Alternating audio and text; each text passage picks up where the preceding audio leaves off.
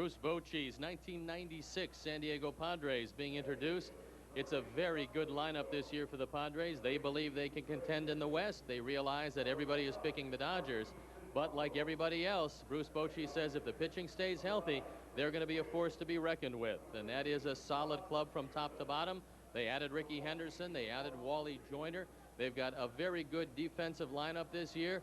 And with some solid baseball early, they feel that they can certainly be a force in the West.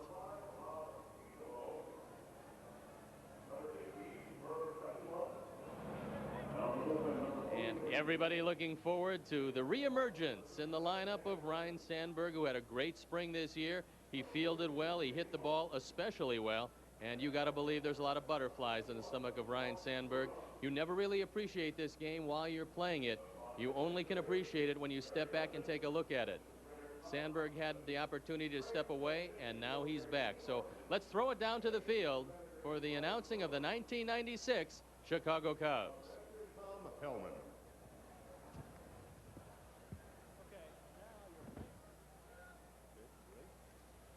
And now, ladies and gentlemen, introducing your 1996 Chicago Cubs.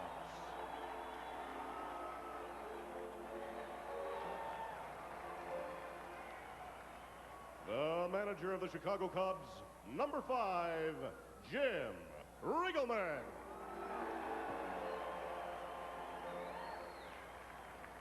And here's the starting lineup. Batting first and playing center field, number 56, Brian McRae.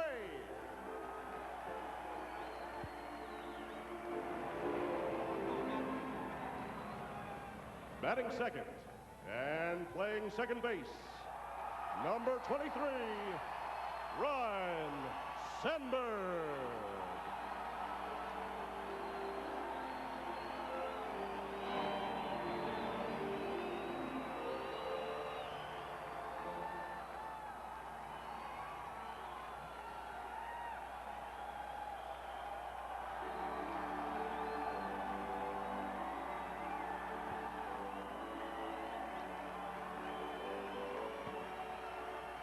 Batting third and playing first base, number 17, Mark Rice.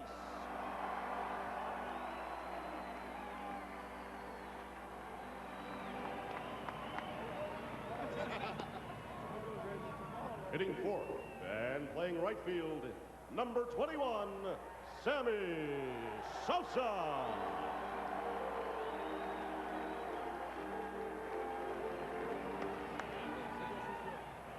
Hitting fifth and playing left field, number 25, Luis Gonzalez.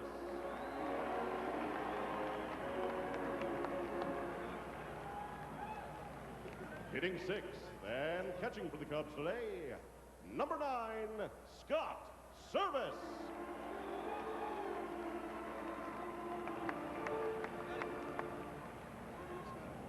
Batting seventh and playing third base, number 18, Jose Hernandez.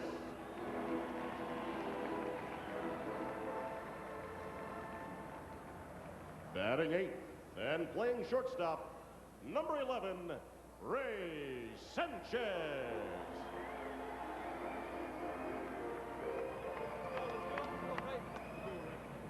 Batting ninth and pitching today for the Cubs, warming up in the left field bullpen, right-hander, number 38, Jaime Navarro.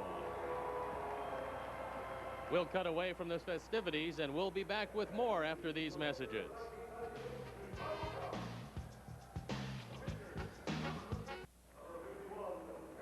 The Cubs still being announced. We'll take you back down to the field for more opening day festivities. Jim Bullinger. Number 55, Larry Cassian. And number 59, Rodney Myers. The catcher, number 4, Brian Dorsett. The infielders, number 12, Leo Gomez. Number 16. Number 24, Todd Haney. The outfielders, number 10, Scott Bullitt. Number 19, Brooks Kieschnick. Number 30, Ozzie Timmons. The Chicago Cubs coaching staff, number 3, Marco Oliveras. Number 26, Billy Williams.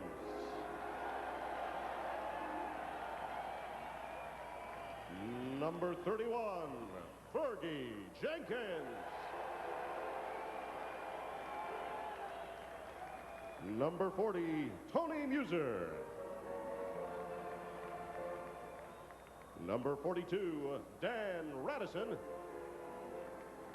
And number 43, Dave Bialas. The Cubs head trainer, John Fierro. Andy Ashby going to the mound for San Diego. He's a hard-throwing right-hander with an ERA under 3 last year, and it looks like he's just coming of age.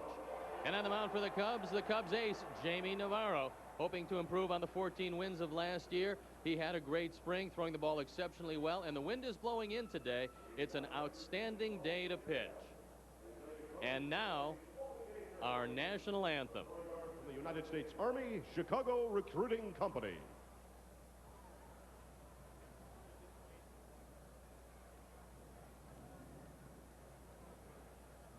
Ladies and gentlemen, we now ask you to please rise and join Chicago favorite Wayne Messmer for the singing of our national anthem.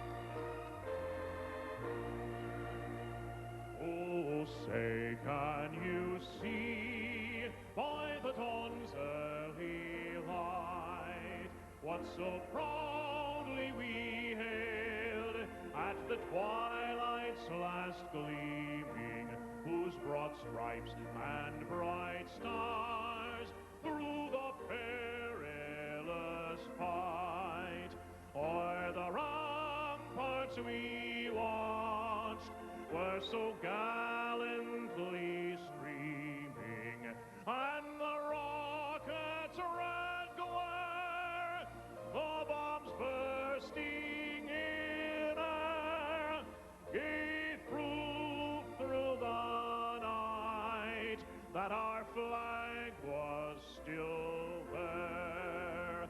Oh, say does that star-spangled banner yet wave o'er the land of the free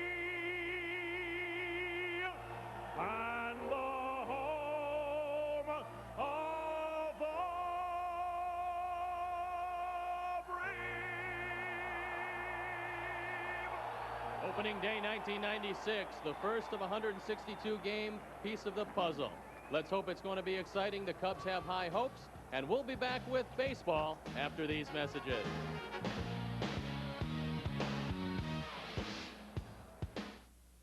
Guests on the leadoff man receive a Zenith Color TV with remote control. At Zenith, the quality goes in before the name goes on. And a handsome piece of jewelry from Henry K. Jewelers, 3rd level Water Tower Place, Chicago.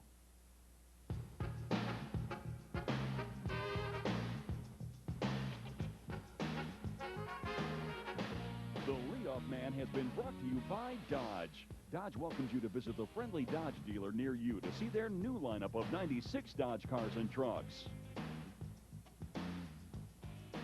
Listen to what you can do by controlling this laser. It's the world at your fingertips at Science Carnival, now playing at the Nature Museum of the Chicago Academy of Sciences through June 16th at North Pier.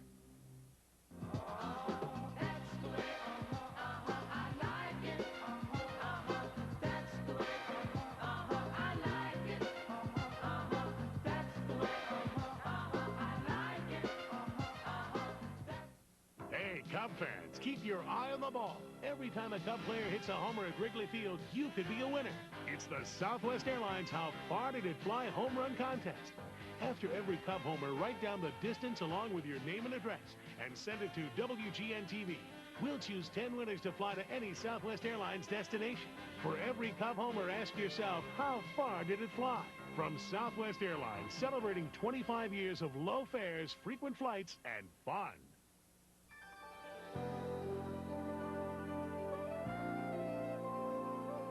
This is WGN Chicago. I think so.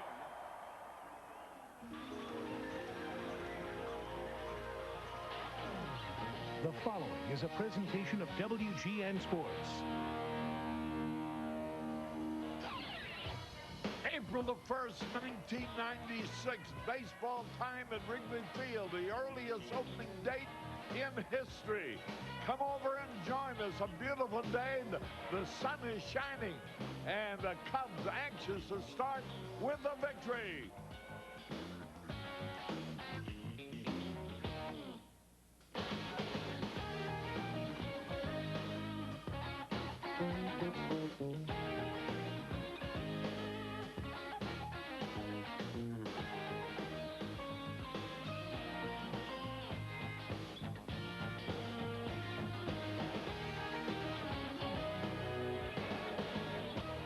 Chicago Cubs baseball on WGN.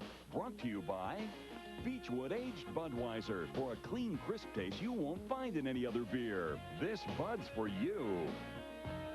The Stars of Chicagoland, your local Chrysler Plymouth dealers. Electric Avenue Montgomery Ward, the store for great prices on brand name electronics and appliances. Pepsi. Drink Pepsi. Get stuffed. Aflac, insuring over 38 million people worldwide. And by Southwest Airlines, celebrating 25 years of low fares, frequent flights, and fun.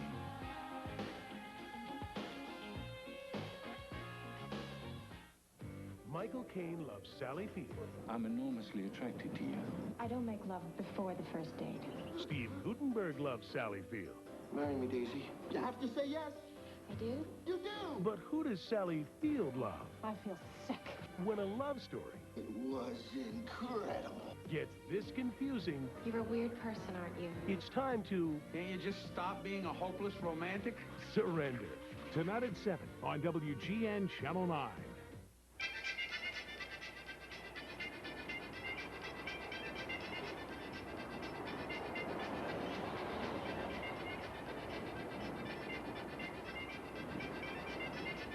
KTLP weather update. A little breezy today, so wear a light jacket. Next time, check the Weather Channel. Our severe weather watch tracks storms with the most advanced satellite technology available. The Weather Channel. No place on Earth has better weather. You think about your house a lot. You know how to make things happen. You take pride in a job well done. You know the difference between semi-gloss and flat. You know you can do it yourself, because you know help is just around the corner. The most beautiful April Fool's Day you've ever had. The opening day of the season here at Wrigley Field. Harry Carey with Steve Stone and Wayne Larrabee. And you couldn't want a better day than this. Well, Harry, it is gorgeous, and everybody ready for baseball. High hopes here in 1996. The Cubs had a great spring training, and Harry, just about everybody's healthy. You know, Wayne, all we need, if we win this first game, then we only got 89 more to win to get in the playoffs for sure. You got that right, Harry, and no better time to start than right now. You know, it's amazing, the enthusiasm of the people coming to the ballpark. They're lined up all over the ballpark. I don't know what's going on, probably a million parties. Well, it was certainly announced that it's a sellout here today.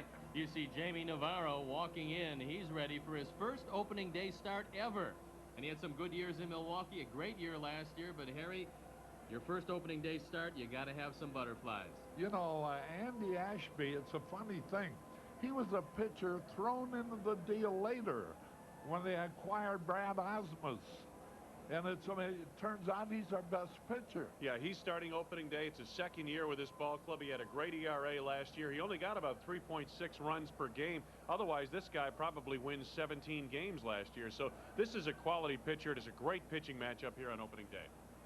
There's a look at Tony Gwynn, everybody's odds-on favorite to win yet another batting title.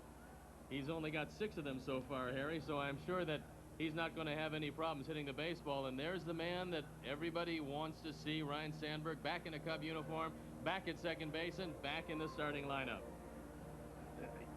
You know, I hope we don't put too much pressure on Sandberg and just look on him as another ball player, because it's a ball team that has to win, not any one individual. All right, we're ready for baseball. Are you?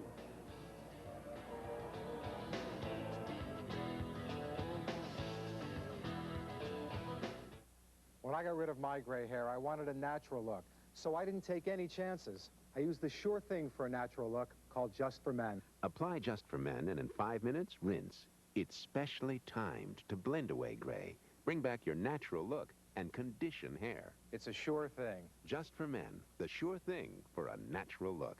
And now try Just for Men Color Gel for the hard-to-color hair of mustaches and beards. Brush in, rinse out. Just 5 minutes.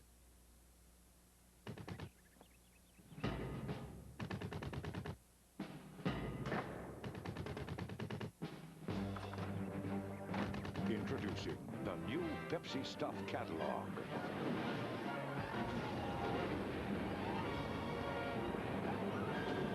Now, the more Pepsi you drink, the more great stuff you're going to get. Sure beats the bus.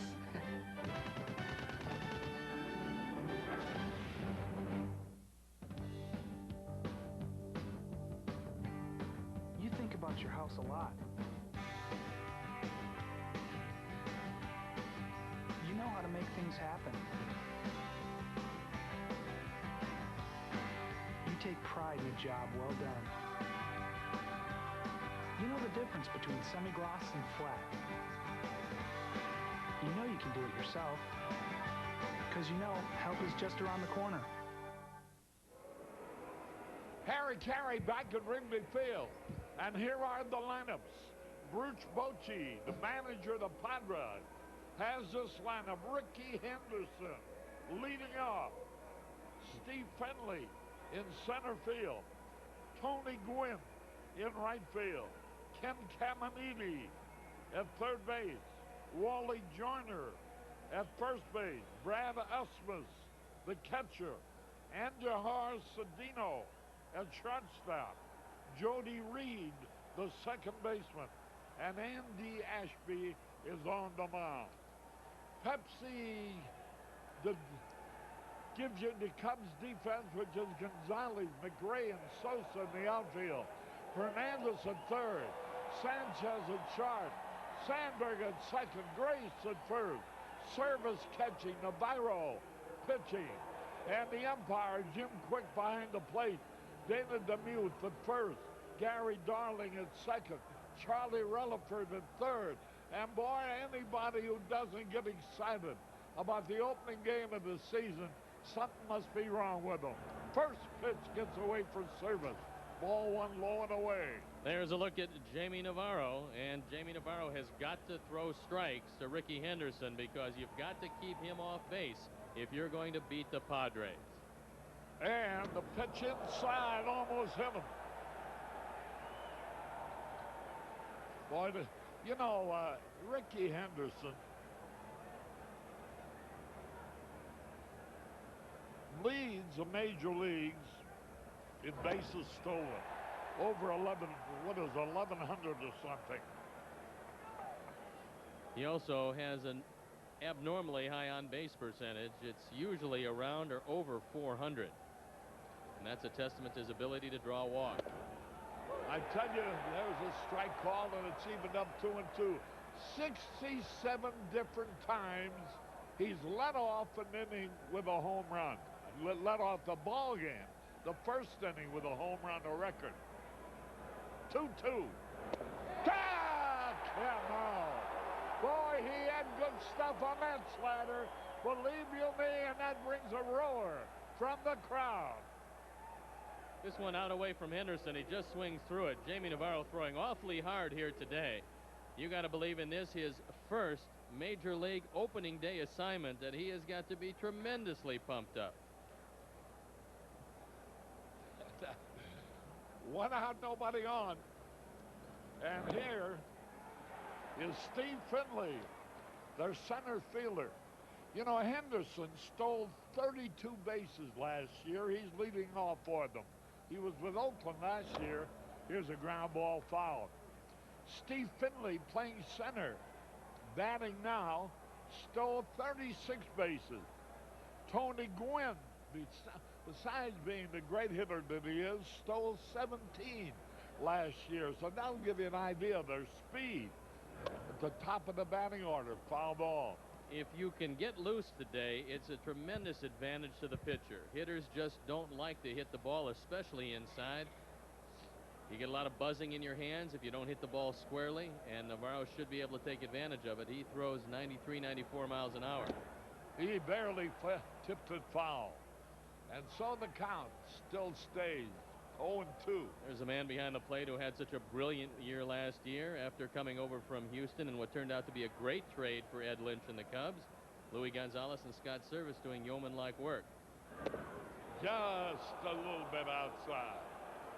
Well, Atlanta, opening its season at home, is leading the Giants 4-0 at the end of 4. What else is new?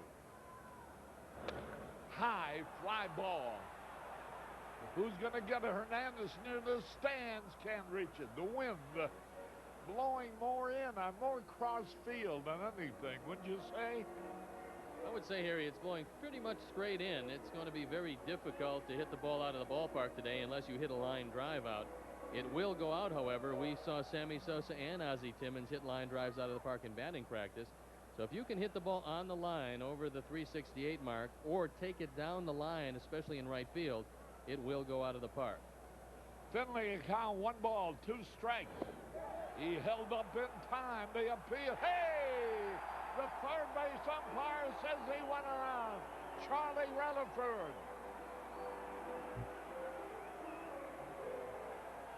Finley not very happy with this hard slider down. Jim Quick didn't see it, but Charlie Rutherford said he went around far enough. Look at the reaction of Steve Finley. You got to figure it's going to be a long year if they're calling that early, but Jaime Navarro will take it. 2 up, 2 strikeouts. Good hard slider. What else is new? First pitch, Tony Gwynn lines a double to left field. On the very first pitch from Jaime Navarro, Tony Gwynn shooting for his 7th batting title, which would tie him with Sam Musial, doubles to left. Gwynn probably one of the few guys who hit much less in Arizona than he'll probably hit this year, and he hit 344 in spring training. But Gwynn showed you just why he is one of the great hitters to ever put on a uniform. He just went right with it, sliced it down the line for 2 bases.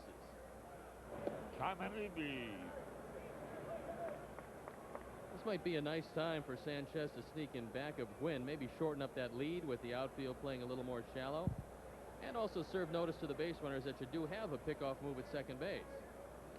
Caminiti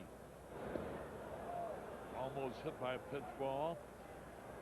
33 years old now. By the way, this is Frank Castillo's 27th birthday today. Tomorrow being an off day, he'll celebrate by pitching the final game of the series Wednesday. There he is in the warmth of the Cub dugout. Caminiti had a breakthrough year for him last year in the power department. 26 home runs, 94 driven in, and he hit 302. Line drive right at Hernandez. Saves a run. And the inning is over. 1 hit, no runs, 1 left. Bottom of the first, no score.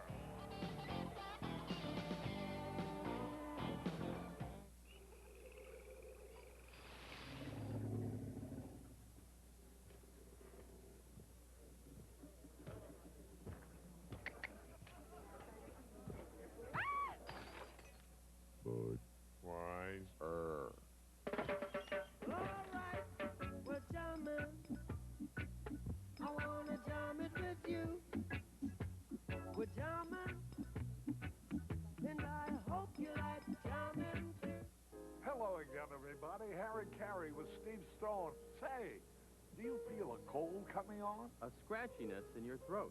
Maybe you picked up a little bug that's been going around. Yes, a bug. Gosh, I hope you don't have to miss work someday soon. It would really be a shame if you had to take a sick day on one of those dates you see there on your screen. Man, oh man, that would be a shame. For now, this is Harry Carey. And Steve Stone saying, holy cow, you don't look so good. There were 2 times when we wanted our customers to really appreciate the new Chrysler Sebring convertible. Day and night. We literally redefined the convertible from the ground up. Of course, sunny skies and starry nights aren't the only reasons to own this car. It's quieter than you'd expect. Cab forward provides more interior room as well as a more stable ride. It truly is a car that gives you the sun, the moon, and an actual backseat. See the bright new stars of Chicagoland at your Chrysler Plymouth dealer. Harry Carey with Steve Stone and Wayne Larrabee. Here's Pepsi's lineup for Jim Rittenberg. McRae leading it off in center field. Sandberg at second. Grace at first. Sosa in right. Gonzalez in left. Service catching. Hernandez at third. Sanchez playing short. Navarro on the mound. Here's the Padres defense of Henderson, Finley, and Gwynn on the outfield. And in the infield, Caminiti robbed of a double his first time up. Cedeno, Reed, and Joyner with Ashby pitching and Osmus catching. Cedeno had some problems last year defensively, but he had a great spring. And Andy Ashby had a remarkable year last year. A 2.94 ERA. He walked only 62 men in 192 innings, and for him it was a breakthrough year. He had previously a lot of control problems. He originally was signed by the Phillies. First pitch, and he swings easy out. Jody Reed over to first on the first pitch. And listen to the hand now for Ryan Sandberg.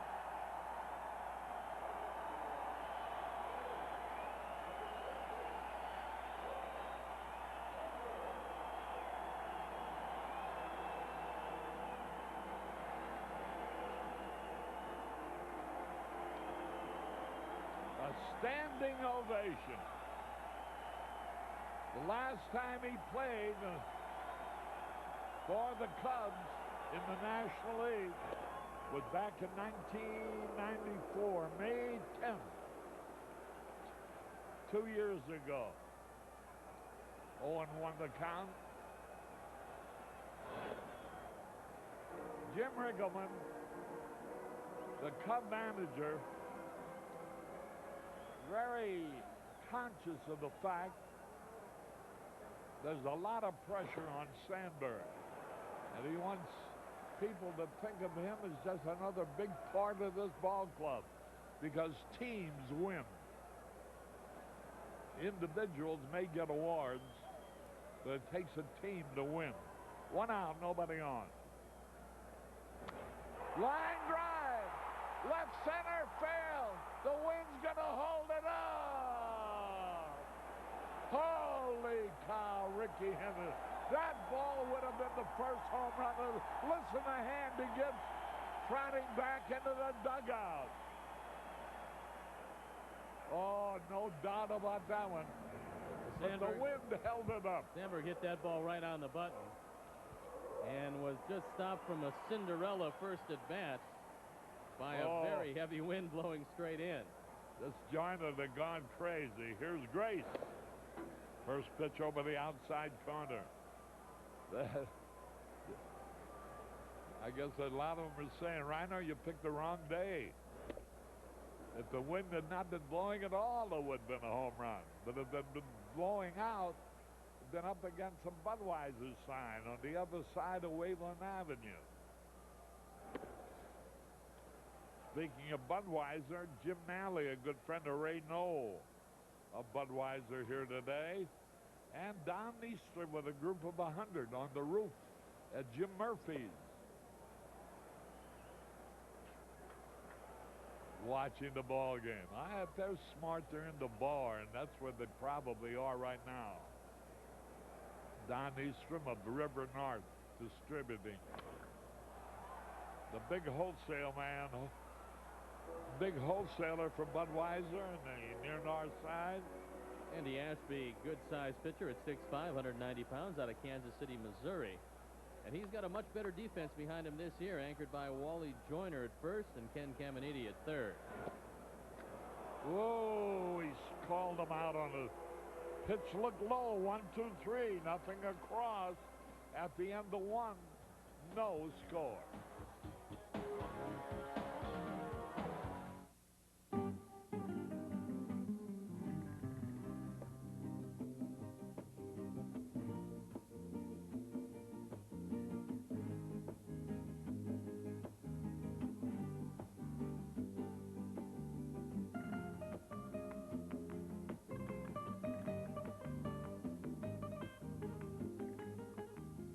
New service to Orlando on Southwest, the low-fare airline.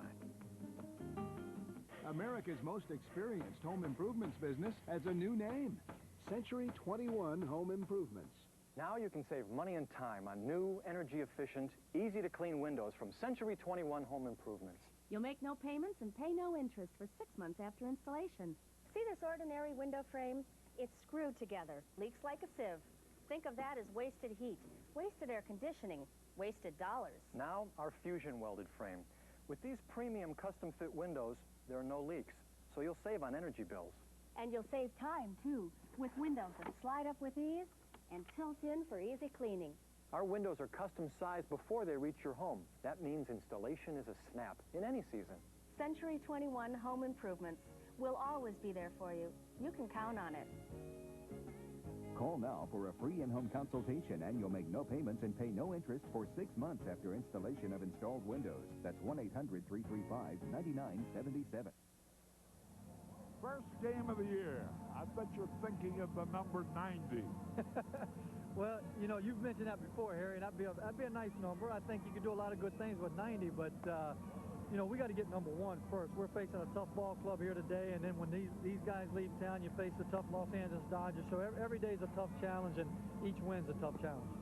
Any particular disappointment to this date in spring training?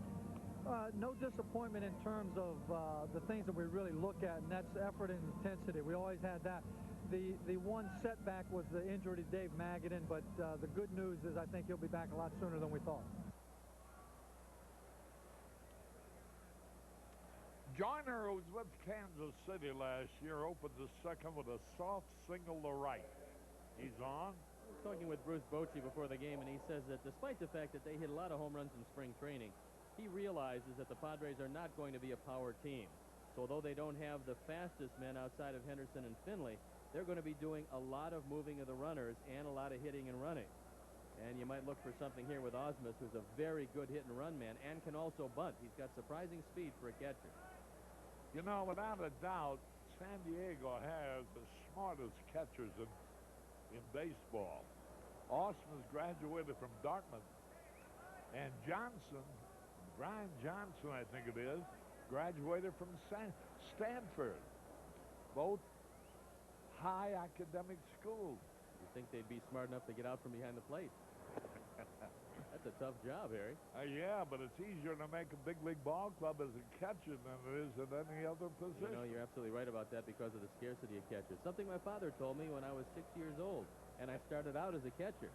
When I got to 10, I told him, here, you keep the gear. I'm going to go to the mound. And that's one of baseball's sad stories. Yes. You're not kidding. It was downhill after that. Well, wild pitch. And hits a backstop. A wild pitch, and Joyner advances a second.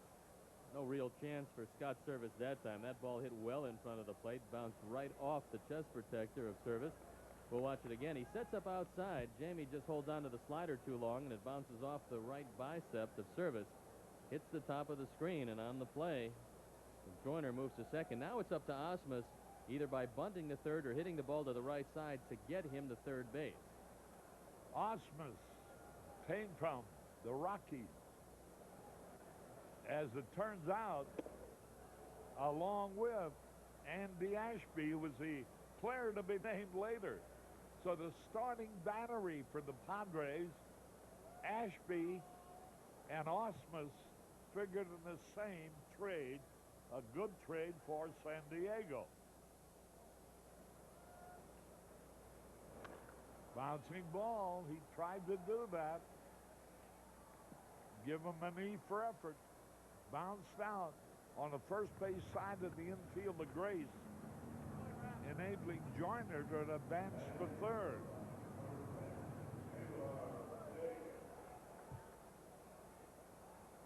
Well, there's the WGN Deluxe box, and it holds all the various important sponsors of Cubs baseball.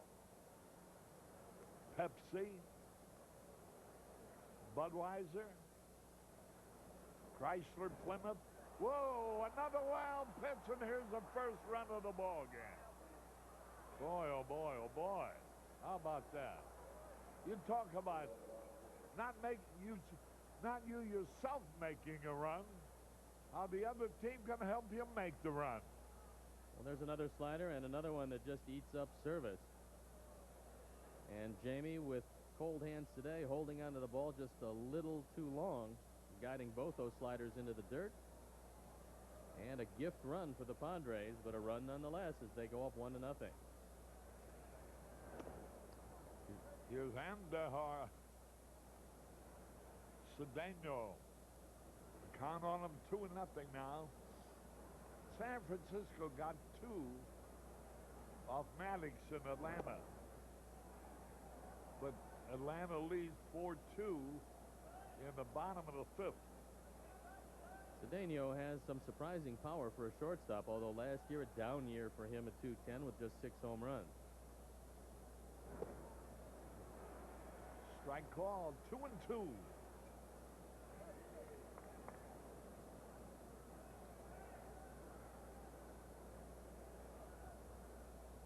One nothing in favor of the Padres. Bouncing ball up the middle. Sanchez throws him out. Navarro might have just touched the ball, but Sanchez threw him out. Let's take a look at the Montgomery Ward Bat Boy and Bat Girl today. Stephanie Meek and Stephen O'Donnell.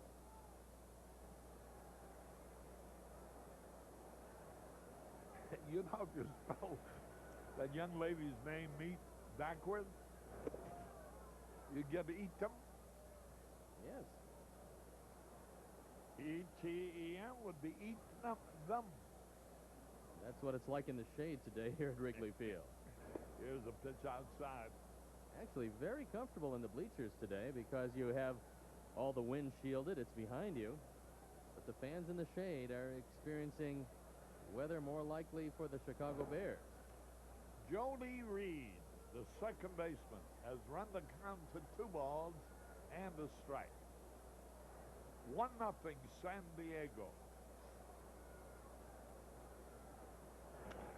Bouncing ball. Sanchez should throw him out, and he does. And Reed was not running. I don't know what happened. 1 run, 1 hit, nobody left. We go in the bottom of the 2nd. 1-0 San Diego. I'm the Wayans brothers when Sean loses the spirit of Easter. Ain't no such thing as the Easter Bunny. Can Marlon convince him to keep the faith? I seen the Easter Bunny. He left me behind these little pellets of chocolate. That wasn't chocolate.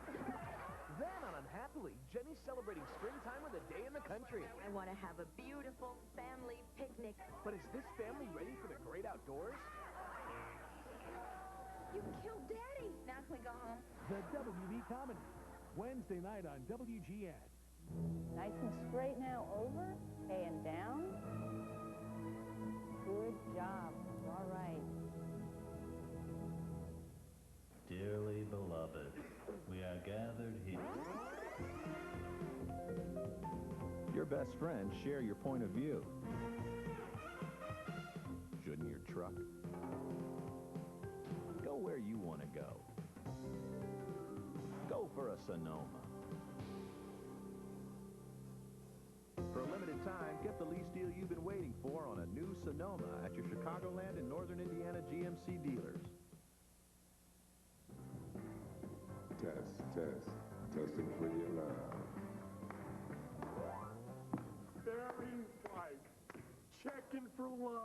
the love king. Can't get enough of your love, babe. I love you, man. I love your style. For the great taste that won't fill you up and never let you down, make it a Bud Light. I had it right in my hand. You saw it. Robert's leaving the kids for a romantic getaway. The Parenthood. Wednesday at 7:30 on WGN Channel 9. Down on the field with Ryan Sandberg and Rhino, you're back. It's been a while, and you have to have some jitters on opening day. Oh, absolutely. That's all part of opening day. And, if I didn't have the jitters, then I wouldn't be standing here in a Cubs uniform today. So, the butterflies will be there. And, I think once I take the field and get out there and doing what I do, then everything will calm down. And then I'll get down to work and try and help us win a game today. Are you pleased with everything that happened during the spring? Absolutely. I feel fine physically and mentally, and just ready to go. Felt like I had one of my better springs. Just hit the ball well and got my body into shape for the long year, so everything's fine. Harry Carey back at Wrigley Field. Sammy Sosa. 1 strike and nothing. Boo, look out. High and inside. It's a nice way to pitch, especially to a power hitter. You throw the curveball over the outside corner, you get him looking outside, then you move him back off the plate. Inside, outside is the way most guys try to work Sammy, who is enormously strong. Bouncing ball, that ought to be easy. Cedeno over the first. 1 away. Rick Sutcliffe, the former great pitching star of the Cubs. Tony Colosimo, who replaced Jake Finley as the manager in charge of sports sales for WGN TV, out in the right field bleachers. 1 out. Here's Gonzalez. You're trying to defense Louis. You defense him right up the middle, and if you're Ricky Henderson, you worry about Gonzalez going to left or left center. There's a curveball in there, a strike call. Boy, oh boy. There's a look at Ricky, one of the better left fielders around. Swung fouled it back. I'm looking down, and I see Ashby throwing bullets. Osmus giving him signals behind the plate. And both these guys were acquired in a trade. One of them thought so little of Ashby, they named him later, like a throw-in. Well, Harry, it turned out to be one of the great trades that Randy Smith made. He was then the general manager, and he went to the Rockies. And he got them, along with Doug Bachler, who was also on this team, for Greg Harris and Bruce Hurst, both of them long gone from Colorado. Turned out to be a great trade for the Padres. So there's 2 on here, Service, who hit .286 with 12 homers for the Cubs a year ago after hitting only .225 with 1 homer for Houston the first part of the year. That'll be the key for Ashby. If he continues to get the first ball, breaking ball over the plate, he's going to be mighty tough to hit. And it was about 1.5 to 2 years ago when Ashby finally harnessed his control. He always had a great arm. High pop foul into the stand. Capacity crowd on hand. A lot of Cub blue in evidence.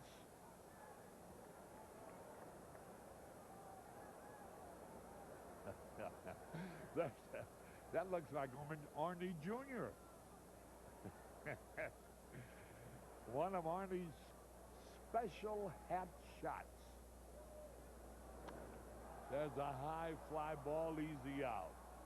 Coming in is Finley. And that retires the side again. 1, 2, 3. And at the end of 2, San Diego's still leading 1-0.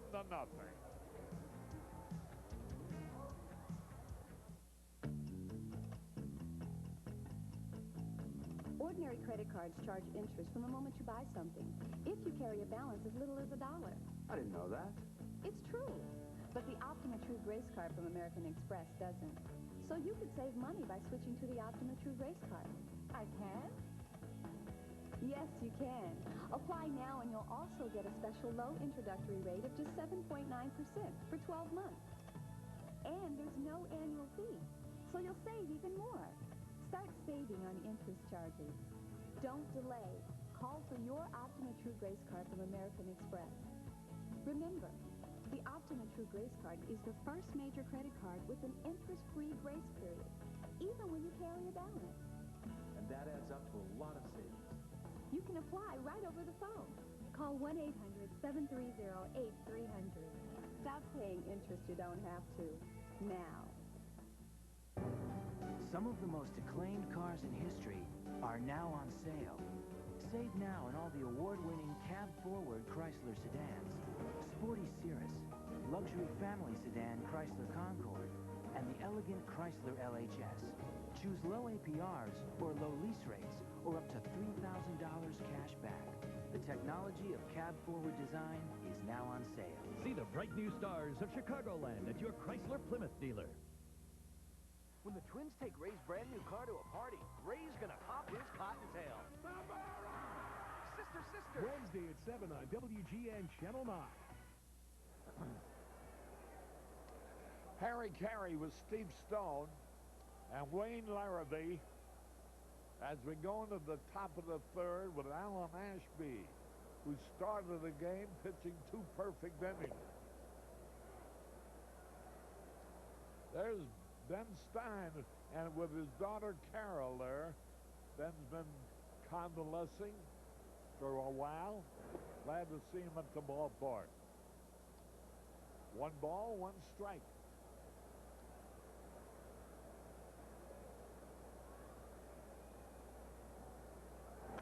Bouncing ball, Sandberg throws him out. 1 away. Rhino gets a good hand on his first chance.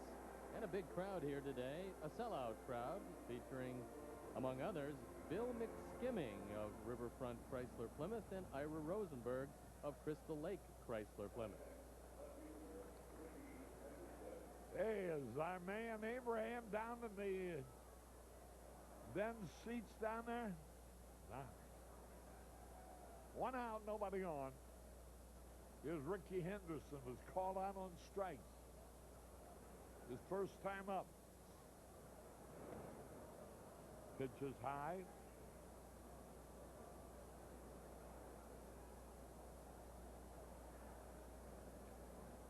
You know, Ricky Henderson, there's a fly ball. Going out is Sanchez. Looked for a moment like I had a chance to drop. I was going to tell you that Henderson is tied with Pop Hansen for runs scored. 1,719 runs scored. That's tied for 18th place among all-time Major League ball players. I like Henderson's chances of catching him. 1 strike and nothing, 2 out, nobody on. You always have to watch the bunt with Finley. He's very good at it. Strike called.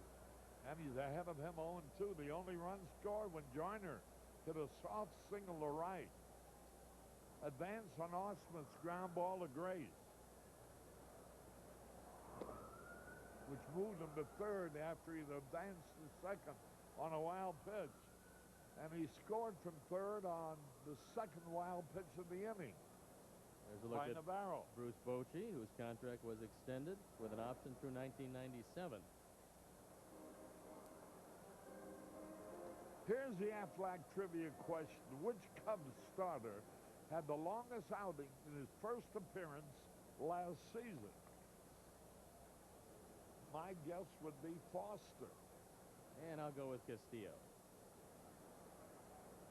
2 out, nobody on. Hey, fouled it back. Had a good cut at that.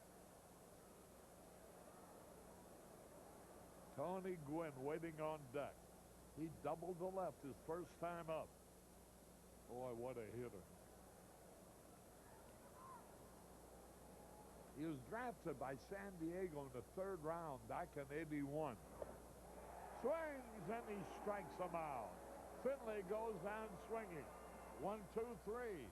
We're going to bottom of the 3rd, 1-0, Padres.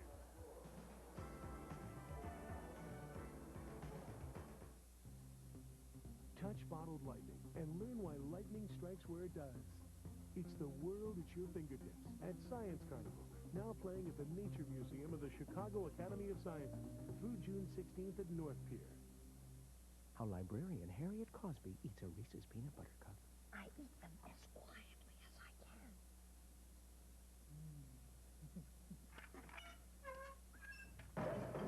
There's no wrong way to eat a Reese's. I've cut it 3 times a week, but never too low. I've watered it, I've fed it, I've talked to it. Careers will be made on it. It does not fear the occasional weed or the suicide squeeze. They will spit on it, but they will wear it home. This is my yard, and you can play on it if you're good enough. True Value, a proud sponsor of opening day and yards everywhere.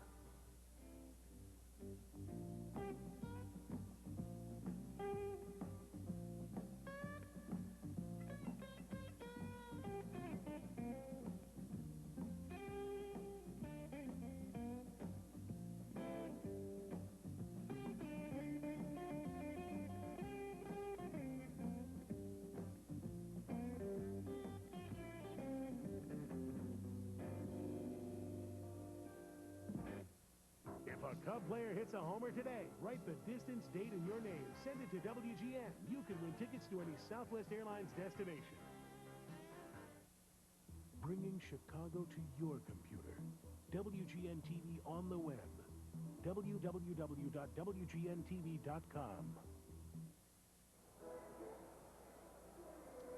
Harry Carey back at Wrigley Field as we go in the bottom of the third with Jose Hernandez, who hit .245 last year, had a good spring this year. 13 homers, 40 RBIs a year ago. I want to send good wishes for a happy recovery to my old friend Frank Versalati in Joliet.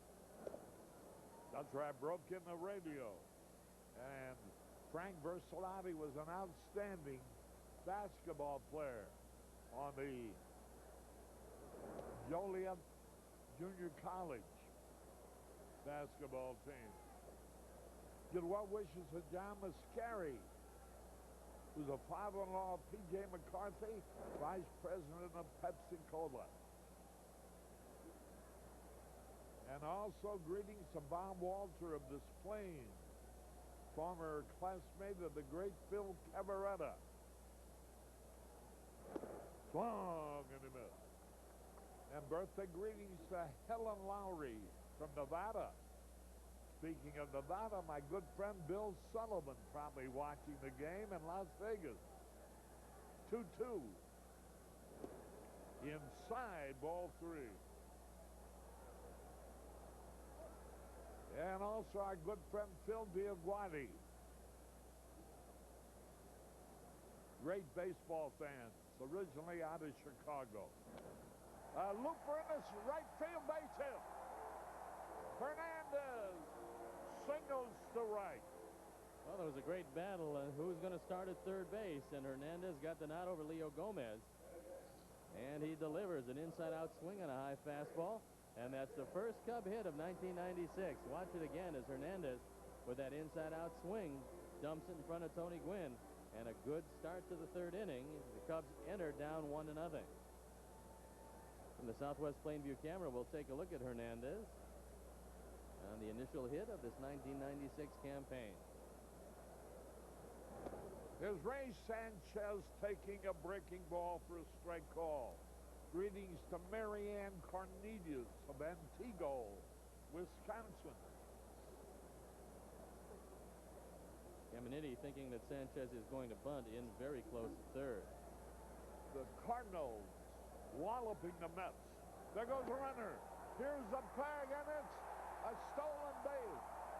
He had a good jump, and Osmus did not make a good throw. It was over to the shortstop side of second base. Jody Reed had to go over beyond the bag. Well, you don't expect Hernandez to do much running, but this serves notice that Jim Riggleman's going to be a lot more aggressive this year.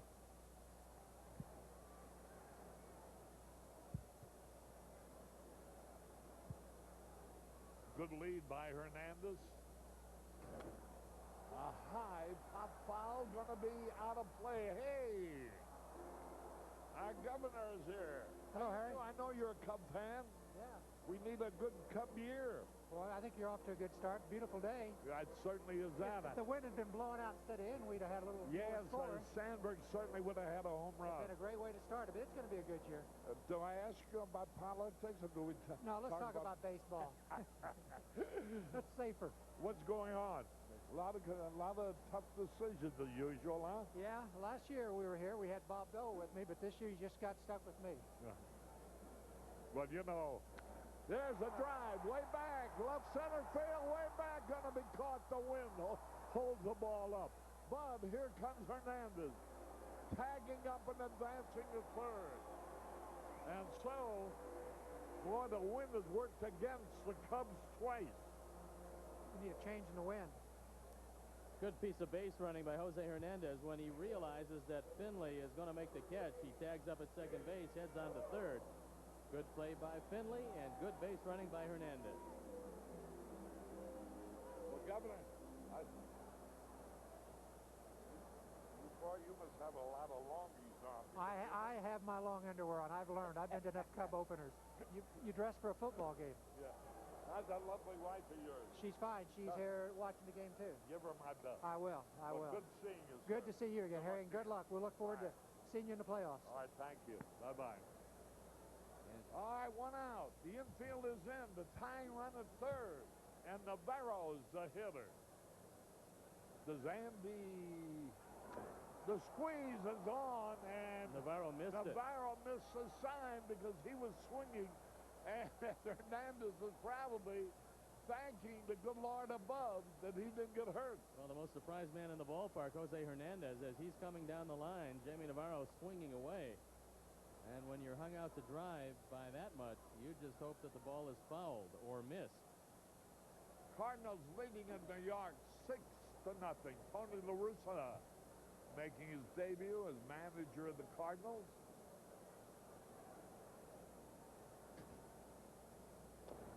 Swings, fouls it off. Navarro not a bad hitter for a pitcher.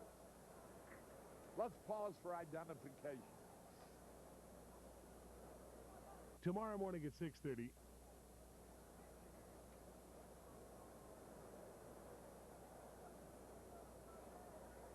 One ball, two strikes. One out runner at third. Padres leading 1-0. Bouncing foul. Well, if you're on the mound now, you've got to trust your catcher because a good pitch here is a breaking ball in the dirt. But you have to have a lot of confidence if you're Andy Ashby and Brad Osmus. You figure that Navarro has to be anxious. You're ahead 1-2. Let's see what Osmus calls as he's looking in the dugout to see what Bruce Bochy might want. Oh, for a little looper somewhere. The infield is in, you know. Struck him out on a terrible pitch. And a nice save by Brad Osmus, who went to his knees to keep the ball from getting away. And now here is Brian McRae. Well, there's the hard breaking ball you're looking for with two strikes and the pitcher up. And Osmus went down, made a nice play to make sure that Hernandez stays at third.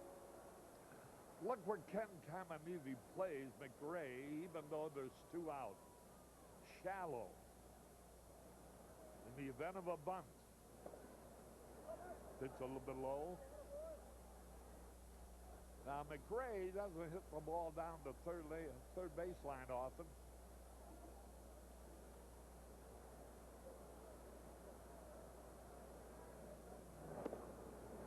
Strike call and the count is evened up. There's Gary Barnett, the great coach of Northwestern. What a year the Wildcats had, and what a sensational job he did. Strike two call, and Ashby throwing hard. Here's the answer to the Aflac question. Jaime Navarro, 7 innings against Montreal. Well, we started the same way we ended last year, Harry, both wrong. There'll be a lot of those. I mean, us being wrong. 2 balls, 2 strikes, 2 out. 1-0, Padres.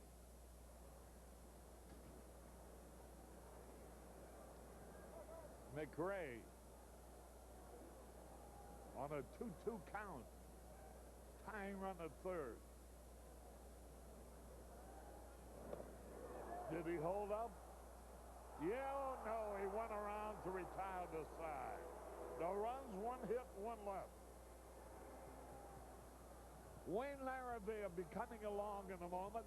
Harry Carey from Wrigley Field, where at the end of 3, the Padres won, the Cubs nothing. I remember it like it was yesterday. I was hosting my first big business dinner, and I paid with my Visa card. Turns out I was over my limit. I was so embarrassed, I didn't know what to do. So I got the American Express card, and it never happened again. Call 1-800-THE-CARD. We can take your application right over the phone. Applying for the card was one of the easiest things I've ever done, and smartest. And anyone who's ever gone anywhere knows it. I have a place to cash checks, get my mail, and get help when I need it. My dad said the minute you get a job, get an American Express card. He said, trust me on this one. I've gone everywhere with it. And here's a tip. Sign up for membership rewards, and everything you charge on the card will earn you program points, so you can keep on traveling. So call now for the American Express card. You can apply right over the phone. It's really worth it. It helped not having a preset limit. I got cash on the go. I can call 24 hours a day. That helps. Go anywhere, and it's with you all the way. Don't delay. Just dial 1-800-THE-CARD. Hey, kid, what's the celebration about? Fun fairs.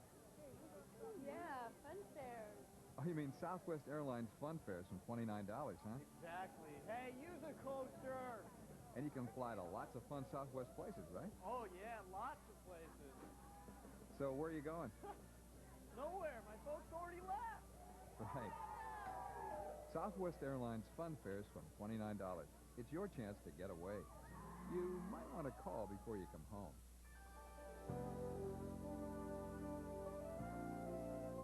This is WGN-TV, Chicago. Well, the bleachers are filled on opening day here at Wrigley Field. 2 pitchers in command, Jaime Navarro and Andy Ashby, and Ashby has been outstanding in these first 3 innings. And the only thing separating these 2 clubs, a couple of wild pitches by Jaime Navarro. Outside of that, you're right, Wayne. The pitchers far ahead of the hitters on very much a pitcher's day today. Yeah, not surprised. The wind is blowing in at cold temperatures. Tony Gwynn leading off here in the top of the 4th inning, and Jaime Navarro, first pitch strike. I know you're surprised that Tony Gwynn started out with a double. He's only in pursuit of his 7th batting title. He figures to be a tough out every time up. No question about it. San Diego much improved, but the Cubs looking to pick up on last season's late season rush toward the playoffs.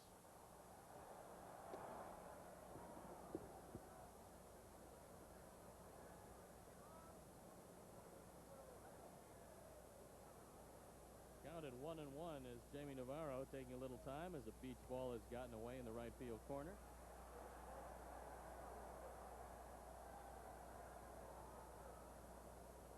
Jaime throwing hard today. And he's ahead in the count, 1 ball and 2 strikes.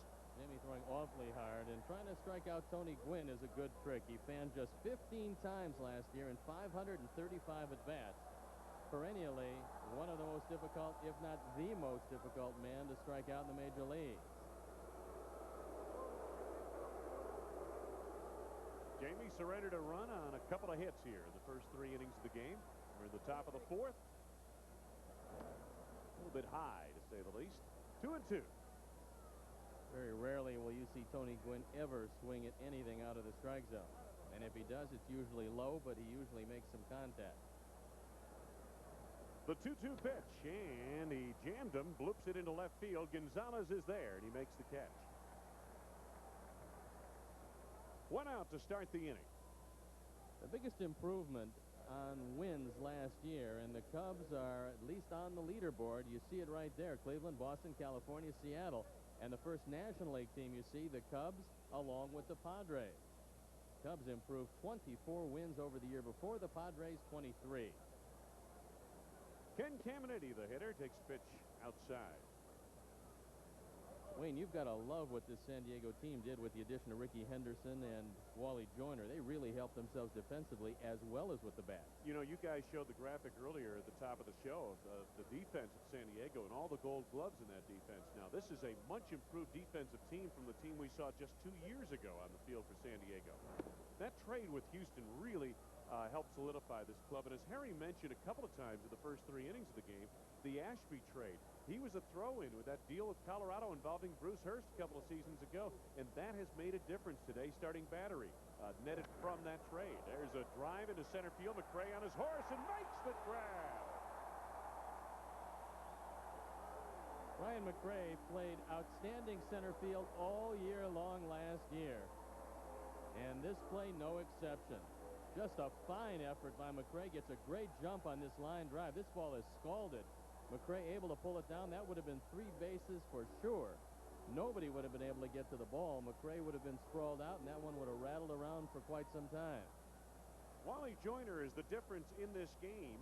Singled on a soft liner to right field and advanced on a couple of wild pitches, scoring the first run of the game. 1 ball, no strikes.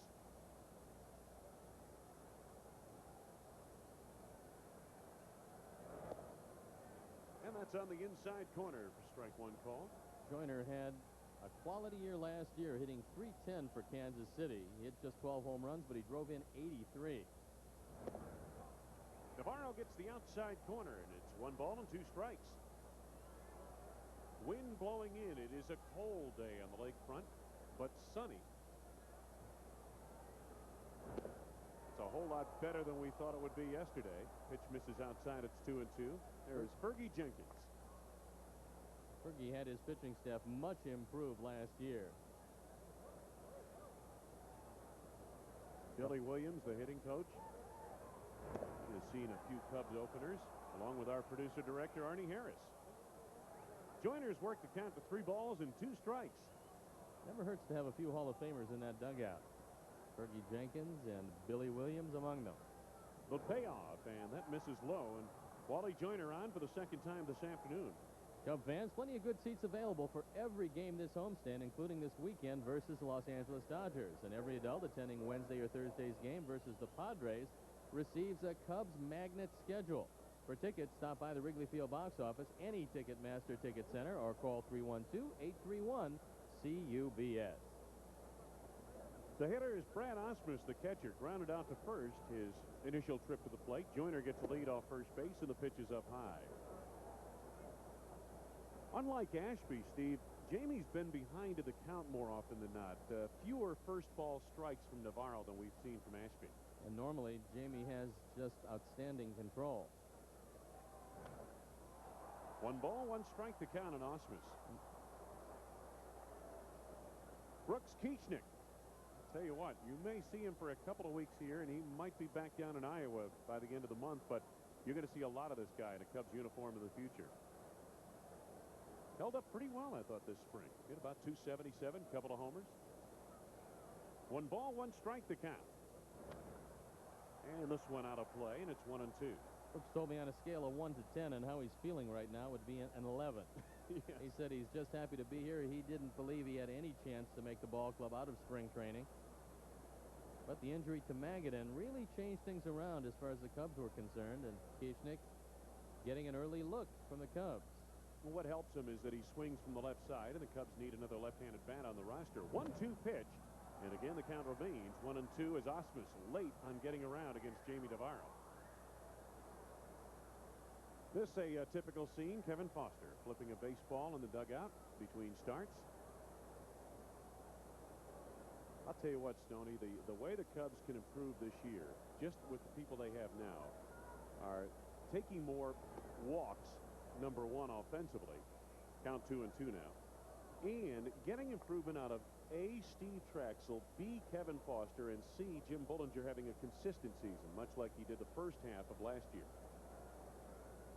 That's the way this ball club can improve. And, you know, also situation hitting, moving runners along, that type of thing. 2-2 pitch. On the outside corner, called strike 3. No runs, no hits. No errors, and a man left. Bottom of the 4th coming up. Padres still lead 1-0.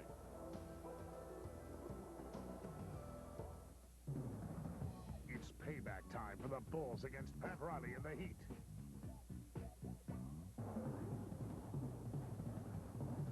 Bulls Heat, Thursday night at 7 on WGN.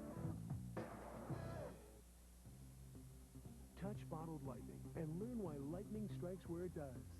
It's the world at your fingertips at Science Carnival, now playing at the Nature Museum of the Chicago Academy of Sciences through June 16th at North Pier.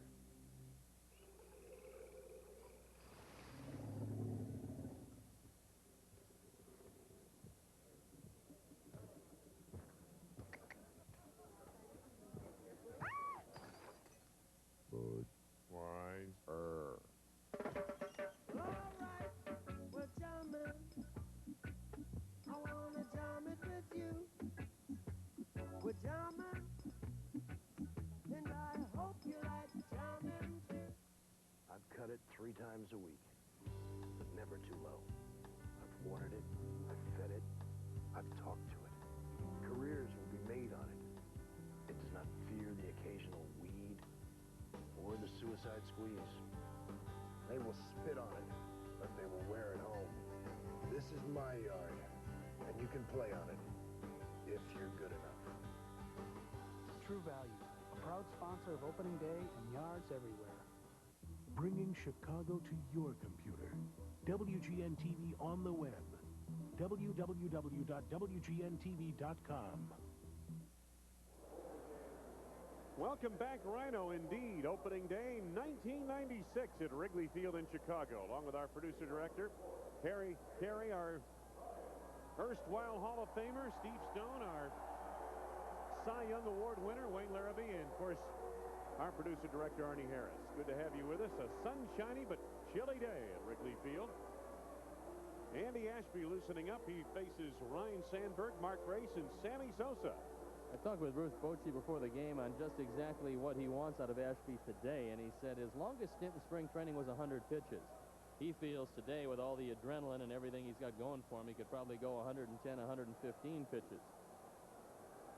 That could get him at least through 7, maybe longer if the Cubs aren't a little more patient. But Ashby, as you mentioned, Wayne, is throwing a lot of strike ones, especially with the breaking ball early in the count. 8 first pitch strikes in the first 3 innings for Ashby. And Sandberg flew out deep to left center his first trip to the plate. That's ball 1 inside. Take a look at this in season openers. A long history here. On the outside corner, count is 1-1. Well, Sandberg wants to hit something middle of the plate in, and he got it the first time up and just got under it, and the wind kept it in the ballpark. Yeah, he hit a 2-1 pitch that time.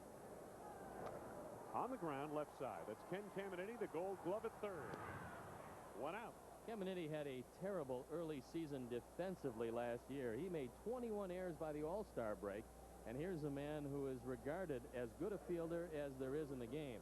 He says he's just ecstatic to get out of Arizona and back on some fields that aren't rock hard and lightning fast. The hitter, Mark Grace, called out on strikes his first trip to the plate. Fell behind with a count 0-2 before working at 2-2, and he lines a shot to right field. Tony Gwynn makes the move on it to his left and hauls it in.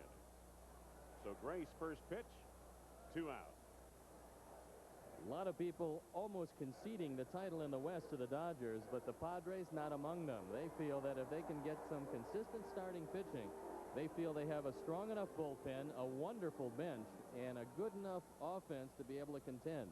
And there you look at Andy Ashby, the wonderful year he had in '95, his ERA below 3, the 12 wins, and third in the National League in the ERA title race.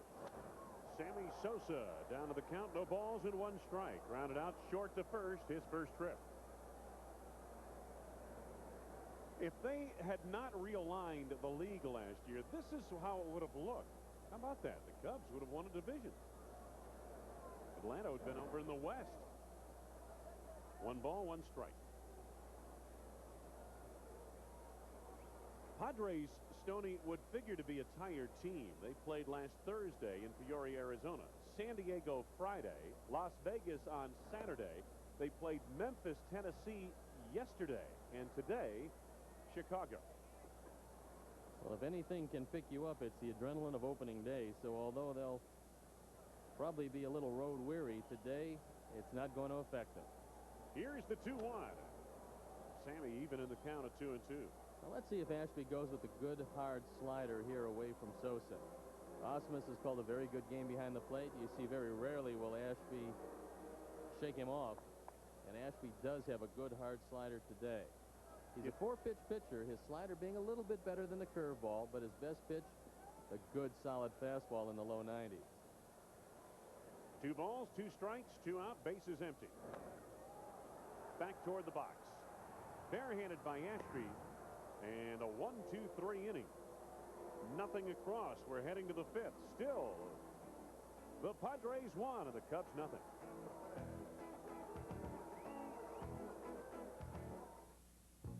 Chicago Cubs baseball on WGN is brought to you by the Stars of Chicagoland, your local Chrysler Plymouth dealers.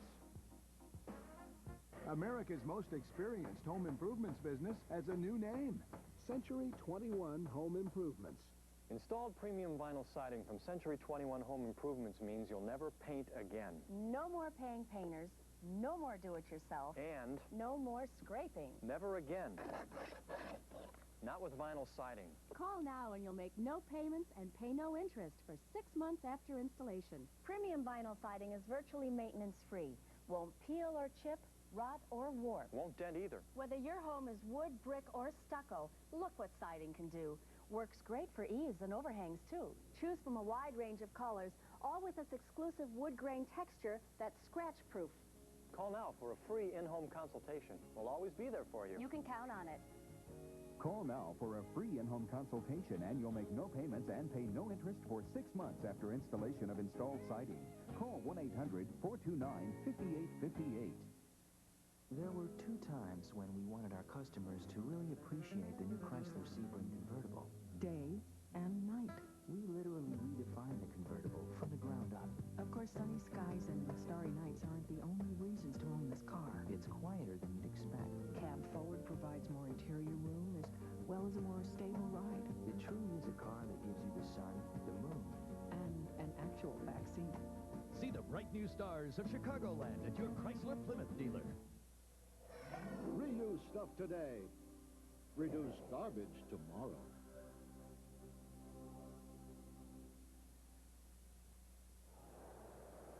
Wayne Larrabee, Steve Stone, Harry Carey at Wrigley Field opening day here in Chicago. Andujar Cedeno, Jody Reed, Andy Ashby, the lower third of the Padre order to face Jaime Navarro. 1 ball, no strikes on Cedeno, who grounded out his first trip.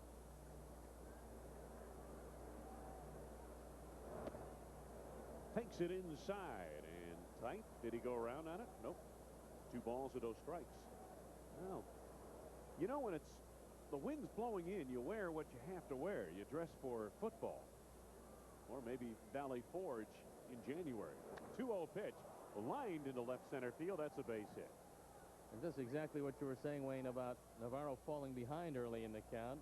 That almost forces you to throw a 2-0 fastball. And Cedeno, who had an abysmal year last year, took advantage of a 2-0 fastball and drove it into left center field. Here's last year's starters in double figures with victories and a combined 4.35 ERA. Now, the last time that was done for the Cubs back in 1975, and there's old Steve Stone there with 12 wins.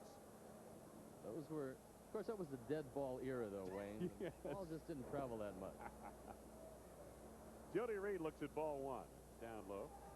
Reed, a good contact hitter. You might think about the hit and run in this situation, even with Ashby due up next. You know, I'll tell you something. You look at this lineup, and I was talking to Bruce Bochy, the manager of the Padres, before the game today. They've got a lot of good contact hitters in this lineup. They don't have a tremendous amount of power, as you mentioned earlier, Stone, even though they hit some home runs down at spring training. Runner going. Swing and a miss, and the throw down to second base on the wrong side of the bag. Sanchez unable to apply the tag in time.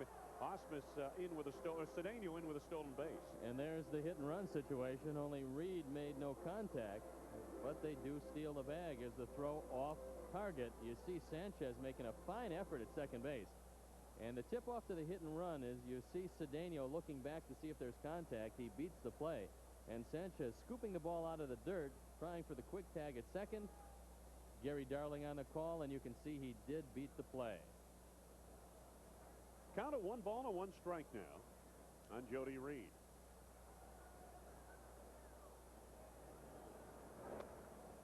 Chopped it on the ground to the right side. This moves the runner to third. Sandberg to Grace in time to retire Reed with Cedeno moving on to third. We've seen the Padres do that a couple of times. Osmus did it in the 2nd inning, and now Reed does it here in the 5th. That's good, solid baseball. Having to make contact, hitting the ball to the right side when you have the opportunity. And now it forces the infield in at all 4 positions. The Cubs missed the sign on a suicide. Let's see what Bruce Bochy has in mind with Ashby up, who's a fairly decent hitter. Ashby, second in the majors with 17 sacrifice bunts last year. So the infield beware, and it's in. Cedeno off third, and the first pitch misses away.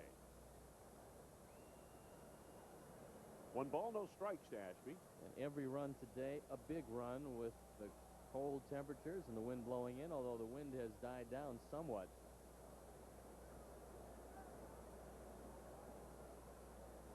Cedeno, the lead off at third. And the pitch. Ashby not offering it. It's 2 balls and no strikes. Well, Ashby at 6'5", a big target. But the low strike, at least for the moment, not being called by Jim Quick. As Navarro has fallen behind 2-0, and Ricky Henderson in the on-deck circle. Been a lot of discussion about the strike zone in spring training as to whether they would call that strike just below the knees. 2-0 delivery, runner going, the bunt out in front of the plate, and it's a good one. They score the run. Navarro's only play is to Grace. Cedeno scores, and the Padres lead it by the score of 2-0. Well, this time the suicide has worked to perfection, and the Padres have executed flawlessly. Good timing on the part of Cedeno, and there's no chance for Navarro. He picks it up. Cedeno already a step away, only play to first base, and we'll watch it again. Timing is everything on this play. Then it comes down to execution on the part of the man bunting, and they execute perfectly. So you see Scott Service directing his pitcher, go to first. We don't have a chance here at the plate. Top of the order, Ricky Henderson. That's a strike call.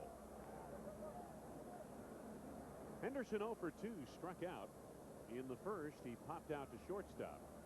Shallow left field in the third. 1 ball, 1 strike. Steve, in the cold weather like this, if you're a couple of power pitchers like Navarro and Ashby, is this good weather? I mean, do these guys like throwing in this kind of weather as opposed to heat?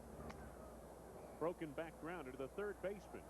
Hernandez to Grace, and the inning is over. Get back to that point when we resume. Bottom of the 5th coming up. Padres score a run on a hit. They leave the bases clean. Middle of the 5th, Gonzalez, Service, and Henderson ahead.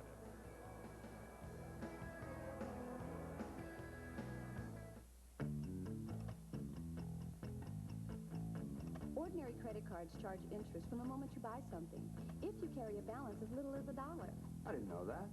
It's true. But the Optima True Grace card from American Express doesn't. So you could save money by switching to the Optima True Grace card. I can? Yes, you can.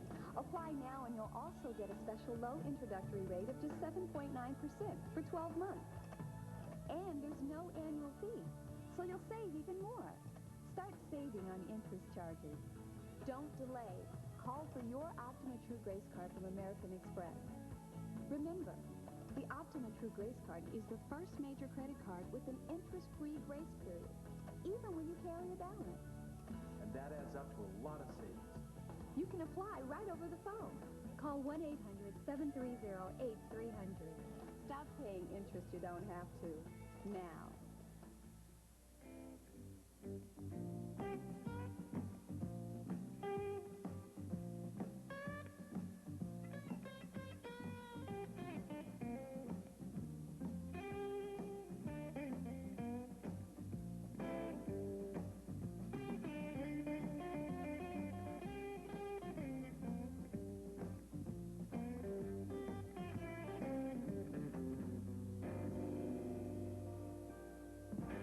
Robert's leaving the kids for a romantic getaway. The Parenthood. Wednesday at 7:30 on WGN Channel 9. Still waiting for those Cubs bats to warm up. Astros are off in the division, and the Padres lead by the score of 2-0. Wayne, you mentioned who does it favor when it's this cold? It really favors a power pitcher because you don't need as much touch with your fingertips on a fastball as you do with a curveball. So the guys that are primarily curveball pitchers in weather like this will find themselves hanging a few more pitches and not getting the feeling that they need, although the umpires have given both pitchers the okay to blow into their hands even on the mound, which on a normal day is a no-no, but on a day like today, you can do it. But the power pitcher has a big advantage, especially if he likes to stay inside and run the ball in on the hands. Your hands can start buzzing, and it might affect you in a bat later. Gonzalez swings and fouls it back. I mentioned the Astros. They are leading the Dodgers now, 1-0, bottom of the third inning in Houston. Everybody talking about the Astros as being one of the favorites for the Central Division title. Maybe the most solid team throughout. 1 ball, 1 strike to count. Gonzalez 0 for 1. Struck out swinging in the second. 1 hit for the Cubs is all she's written so far. That just missed inside. It is a beautiful, crisp, cool day in the spring outside the friendly confines. Into right center field, and Finley shades his eyes, makes the catch, 1 man down. Cub fans, enjoy Cub baseball at Wrigley Field from the finest seats in the house with a mezzanine suite at Wrigley Field. Renting a mezzanine suite provides your clients with an unforgettable experience that they will forever associate with your company, and suites are available for every game this season.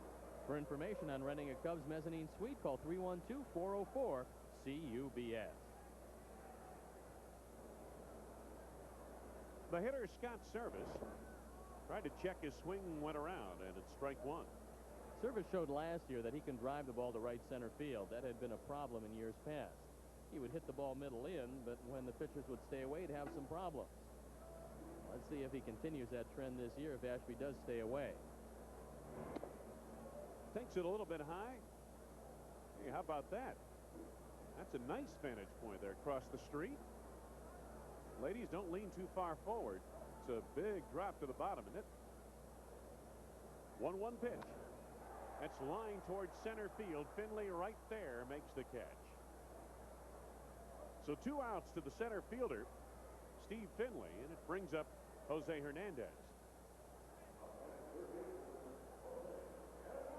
I know it's cold, but that's a bit much, isn't it, Santa Claus, at this time of year?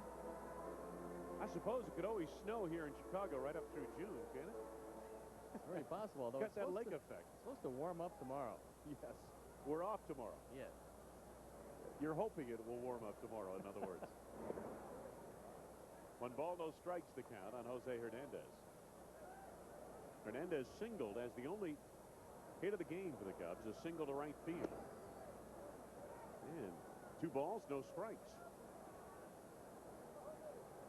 Earmuffs in vogue here at Wrigley Field, along with the Dennis Rodman look in the sunglasses. Gotta like that.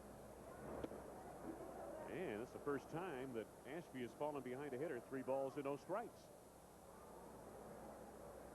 2 out, nobody on. Bottom of the 5th. 2-0. Padres on top.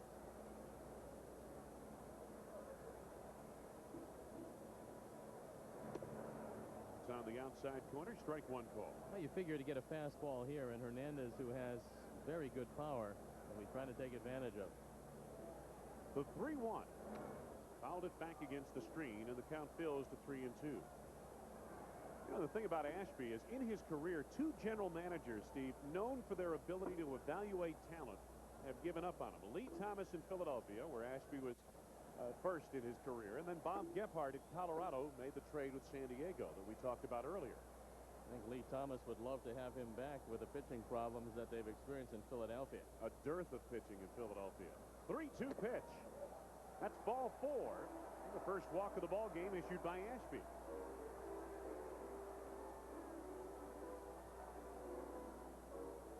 So Hernandez aboard for the second time this afternoon with 2 outs, and Ray Sanchez, who flied out to center field, a hard drive to center. In the 3rd, steps to the plate.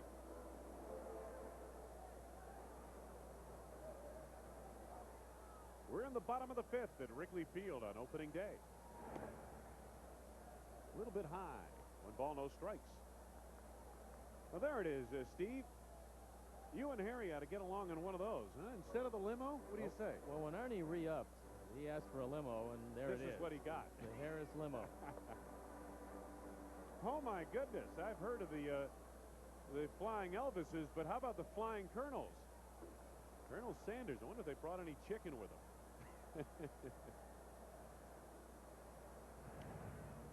The toss over to first base to chase Hernandez back to the bag.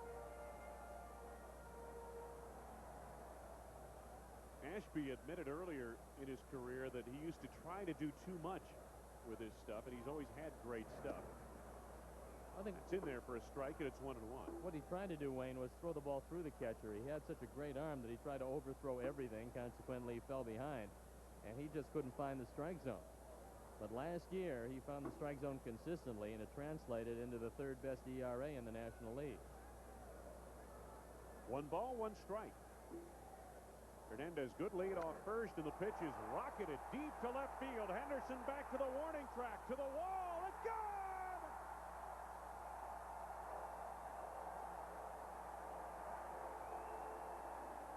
Two-run homer, Ray Sanchez. And the game is tied at 2.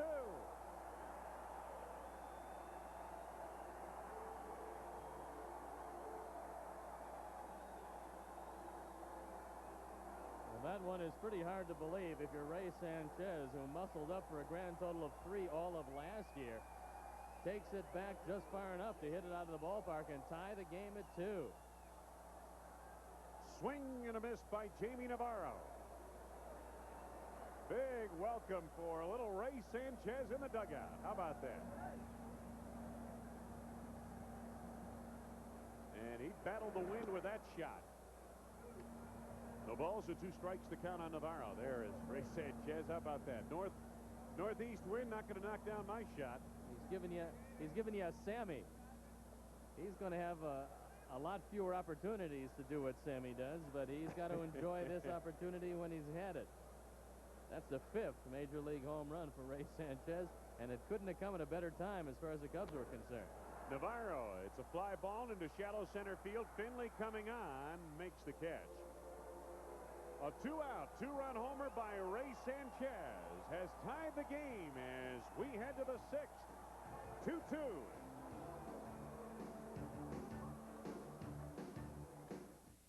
Michael Caine loves Sally Field. I'm enormously attracted to you.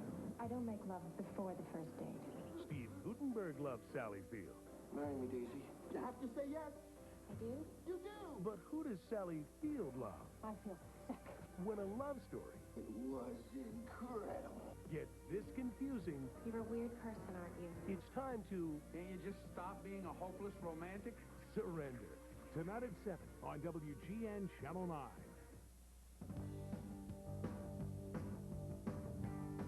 You think about your house a lot. You know how to make things happen. You take pride in a job well done. You know the difference between semi-gloss and flat. You know you can do it yourself. Because you know help is just around the corner. The new Plymouth Voyager was named Automobile Magazine's All-Star Minivan for 1996. Car and Driver ranked it in their 10 best automobiles of 1996. And not only is it a favorite of the experts, but with a 3-liter, 150 horsepower V6 engine, it has 36 times the cargo space of a Porsche 911 for about a third of the price. See the bright new stars of Chicagoland at your Chrysler Plymouth dealer. Bringing Chicago to your computer. WGN TV on the web. www.wgntv.com. Wayne Larrabee, Steve Stone, Harry Carey, Wrigley Field in Chicago. Ray Sanchez, a shocker of a 2-run homer with 2 out in the bottom of the 5th, has tied the game. And there is Ray out at shortstop. Top of the 6th inning, Steve Finley, Tony Gwynn, Ken Caminiti for the Padres. Finley is fanned twice, and with no contact and 2 at-bats, you start thinking about the bunt. We'll take a look at the home run one more time. A surprisingly long home run on a hanging curveball. And for Southwest Airlines, how far did it fly? 365 happy feet into the basket. First pitch to Finley, swings and lips a little drive into center field, and on for it is McRae, makes the catch. This copyrighted telecast is presented by the authority of the Chicago National League Ball Club, which has the right of approval of the announcers and is intended solely for the private, non-commercial use of our audience. Any publication, reproduction, retransmission, or the use of the pictures, descriptions, and accounts of this game without the express written consent of the Chicago National League Ball Club is prohibited. Tony Gwynn 1 for 2, a double in the first. No balls and 1 strike to count. Positioning is the key, and Brian McRae, playing Finley over toward left center, comes on and puts this one away easily. The 0-1 delivery to Gwynn. That's high. It's 1 ball to 1 strike. This guy, in terms of 300 seasons, look at that. My goodness. He's never hit below 300 in his career. 2-1. Mike Perez starting to get loose, and this is a good day to try to keep everything loose in that bullpen. The 2-1 pitch, and around late on that delivery. Dumped it foul into the stands down the left field line. I would say you're looking at between 100 and 110 pitches out of both starters, and we don't have a pitch count, but Navarro probably still has an inning left in him.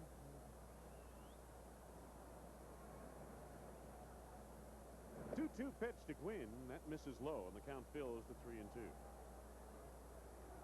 Jaime last year pitched at least 7 innings in 18 of his 29 starts. He worked at least 8 innings 9 times on the season. The payoff to Gwynn. Broken back grounder to Sandberg at second. 2 out.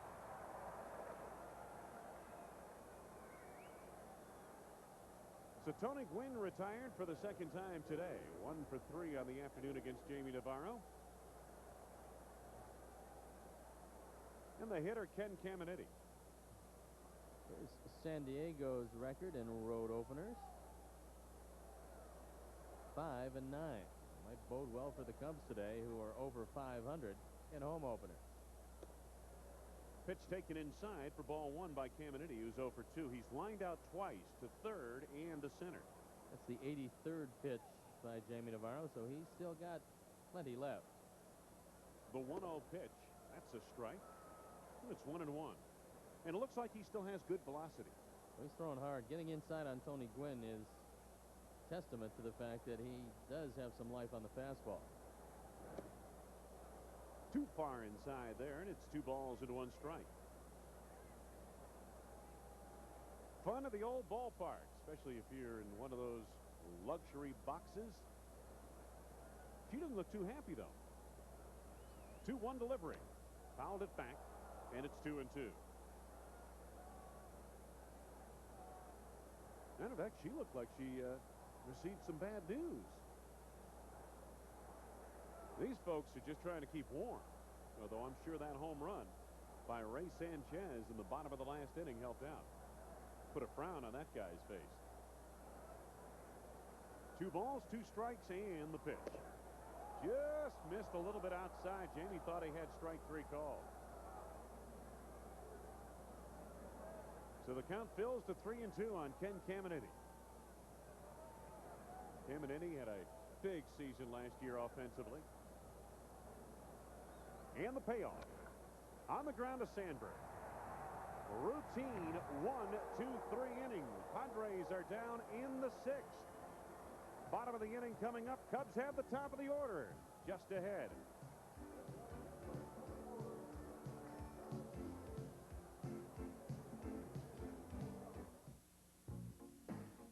Chicago Cubs baseball on WGN is brought to you by Pepsi.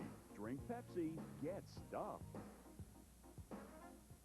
Now at Red Lobster, it's Lobster Days. Rocktail sizzle, maintail steam, so much lobster, it's a lobster dream. Indulge in 6 luscious lobster dishes, like the incredible Lobster 3 Ways. succulent rocktail, juicy maintail, and lobster and shrimp pasta, all on one plate. Special prices, too. Better hurry. It's Red Lobster's Lobster Days.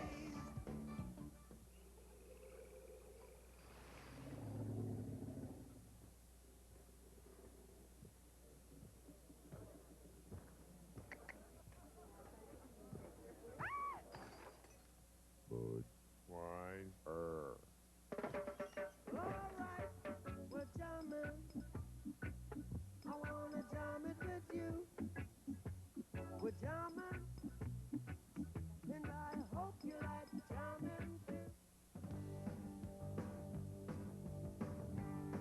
You think about your house a lot. You know how to make things happen. You take pride in a job well done. You know the difference between semi-gloss and flat. You know you can do it yourself, because you know help is just around the corner. Robert's leaving the kids for a romantic getaway. The Parenthood. Wednesday at 7:30 on WGN Channel 9. 2-2 tie in the bottom of the sixth. Brian McRae, top of the order, leads it off for the Cubs. Takes ball one from Andy Ashby. McRae 0 for 2, grounded out on the first pitch in the first inning. Struck out swinging in the third. Hits a ground ball to the right side. Diving stab by Joyner. Throws to Ashby, covering in time to retire McRae. Well, the Padres know that they're going to be much better defensively with Wally Joyner at first base. They already call him the best defensive first baseman they've ever had. And there's just an illustration of it. He got up quickly. Threw to Ashby. Good timing and a fine effort by Joyner.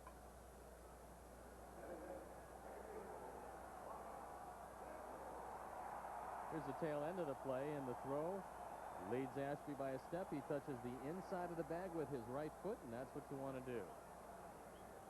Ryan Sandberg 0 for 2. Flying out deep to left in the first. Grounded out in the fourth. Fastball strike.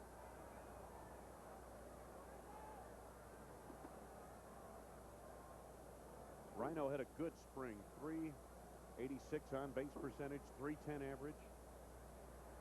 The 0-1 delivery, and that's outside. 1 ball, 1 strike. Hey, later this week on WGN, Michael Jordan and the Bulls continue their quest towards the greatest season ever in the NBA. Don't miss the Bulls at Heat, United Center, Thursday night, 7 o'clock, WGN Channel 9. Back to the box. Ashby gloves it to Joyner. And there are 2 men down. That brings up Mark Grace. Grace is 0 for 2. He hit the ball hard his last trip to the plate. Line drive to right field in the fourth. There's a look at the mark for the Cubs on Wrigley Field home openers. And right now, they've drawn even with these San Diego Padres. Grace a little bit late getting around on that one. No balls and 1 strike. Last year, the Cubs split the season series here at Wrigley Field 3-3, but lost the overall season series to the Padres 7-5. Padres were a surprising third in the National League in hitting last year, 272. Grace on the ground to Jody Reed, and a 1-2-3 inning for Andy Ashby. Nothing across for the Cubs. We've completed 6 at Wrigley Field. Harry will take you the rest of the way. The Cubs and Padres tied at 2.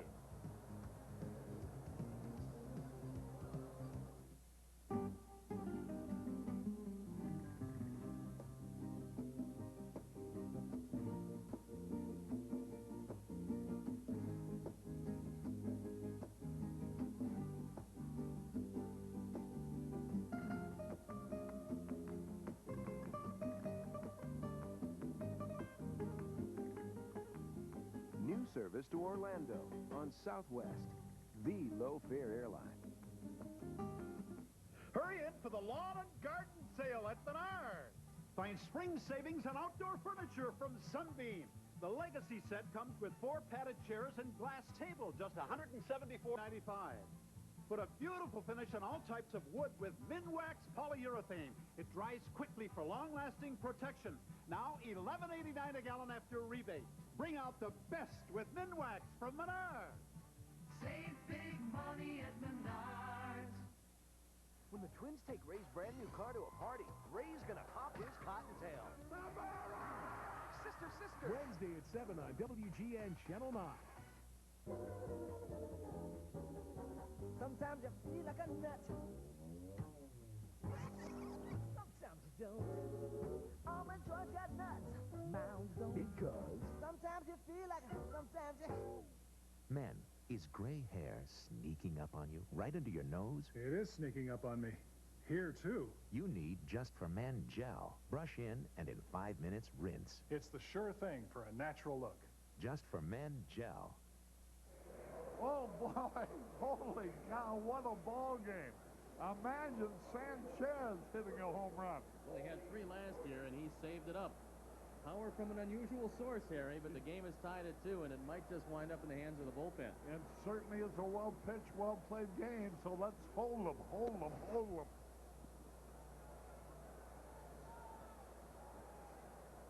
Oh. Big crowd really enjoying this one. 1 ball, 1 strike. Wally Joyner. Bob Chandler, the San Diego television man, who's been doing the television there for a lot of years. Here's a hot smash.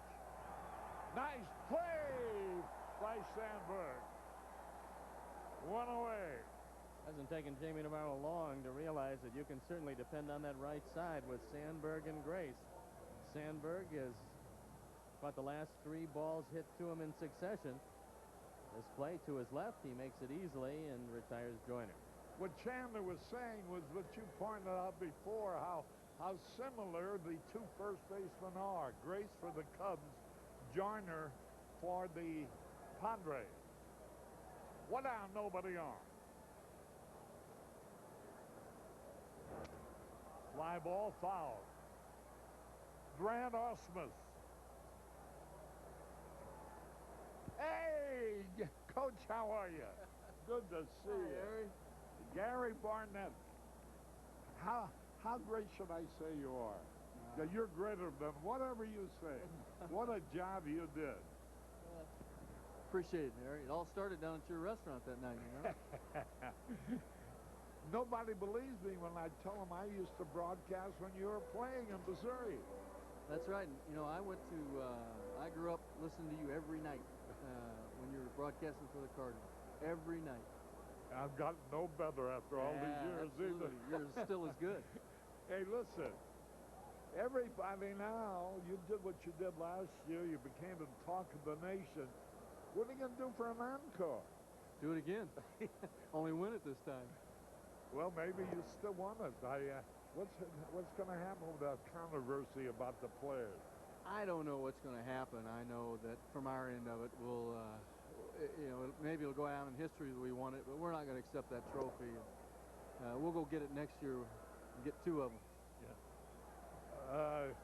Apparently, your offense is going to be okay. You're worried about your defense. From the... Here's a fly ball, should be caught. 2 away. And Osmus flies to McRae. 2 gone. Actually, Harry, I think we've got a number of really good young athletes to take those spots. They just don't have any experience. I'm more concerned about the experience than I am necessarily trying to replace the talent level. You know, I'd rather like to talk to you more about football, but I got to do a ball game. Yeah, you got a day job to do here.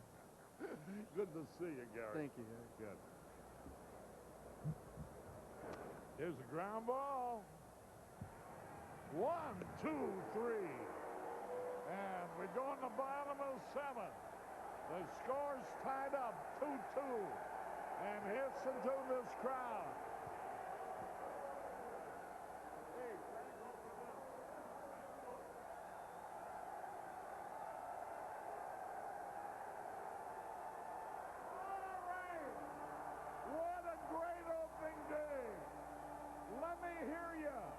First, you got to put this Northwestern football cap on. Here's Coach Burnett from Northwestern. All right, let me hear you. two, a three. Take me out to the ball game. Take me out to the game.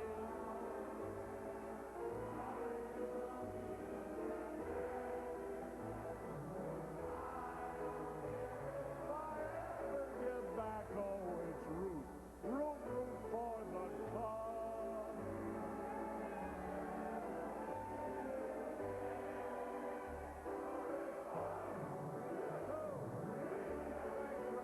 It's the old ball game. Hey!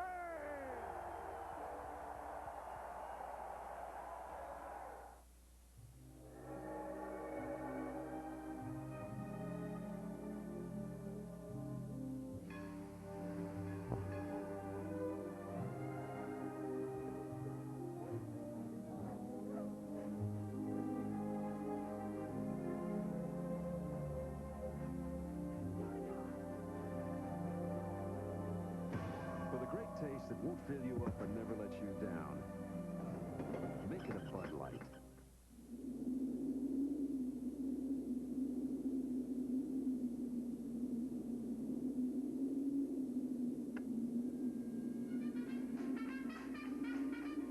This just in, WKTL Weather Watch reports a possibility of snow today. Next time, check the Weather Channel for early warnings on weather conditions 24 hours a day. The Weather Channel. No place on Earth has better weather. Well, before Sammy Sosa gets up there, I have to report a tragic bit of news. John McSherry, the fine umpire for so many years in the National League, died in Cincinnati on the 7th pitch of the ball game.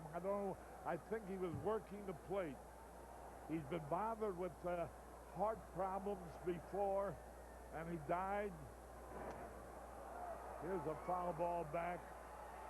And he died with his shoes on, and I guess that's the way any guy who loves his work, and like John McSherry loved his umpiring work, would like to go. Gary, good to see you, buddy. Here's a line drive, base hit. And Sosa gets his first hit of the season. A single to right. And here's Louis Gonzalez.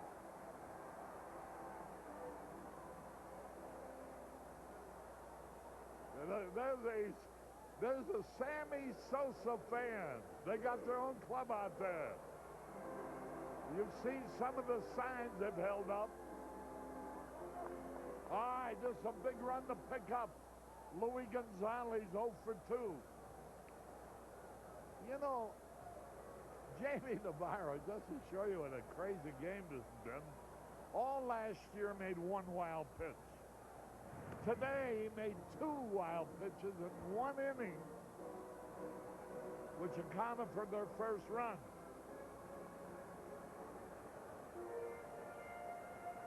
And Sanchez, not known for his home run power. Line drive, gonna be caught. Nice play. Boy, Finley got a great jump on that ball. It was well hit, but out. Louis has a lot of power to left center field, and Steve Finley, off with the crack of the bat, runs this one down. Sammy Sosa, all the way at second base, has to tag second base and go all the way back to first.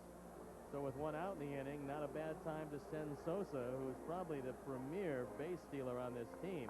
And the bullpen now up and going for the Padres as Ashby is knocking at the door at the 100-pitch mark. And there's Jaime Navarro, who's been brilliant here today, giving up just 3 hits and 2 runs through 7. Sammy Sosa almost started too soon. Sosa's stolen 34 bases last year. And there is Sammy having to tag second base and retreat to first after the fine catch by Finley. Well, my grandson, Brendan Newell.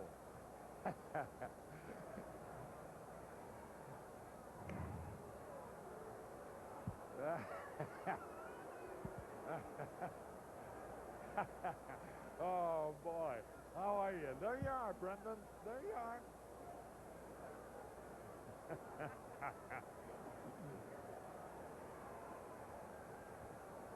Service. Swings. 2-2 tie, bottom of the seventh. Ashby wants to make it as hard as he can on Sosa, trying to steal second if he does indeed go. He's using a slide step, and there's Willie Blair throwing in the pen. No activity in the Cub bullpen to this point.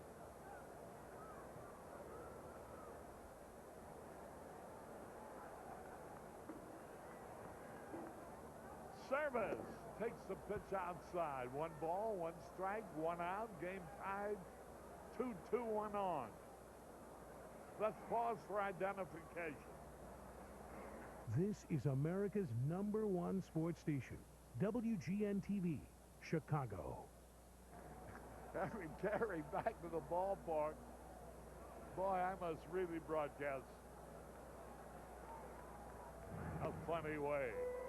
My 20-month-old grandson is laughing while I'm working.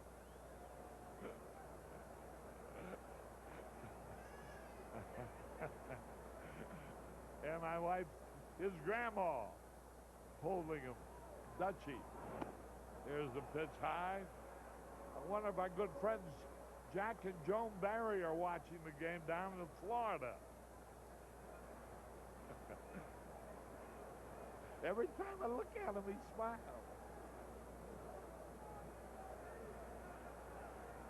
Service with 1 out.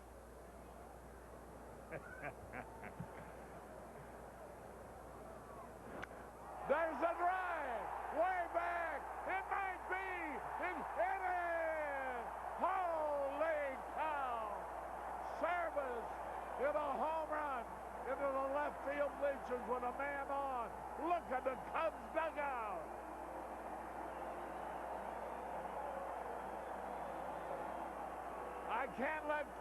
I can't let Brendan get away now. He brought us luck. 4-2 Cubs. Wow, was that ball hit.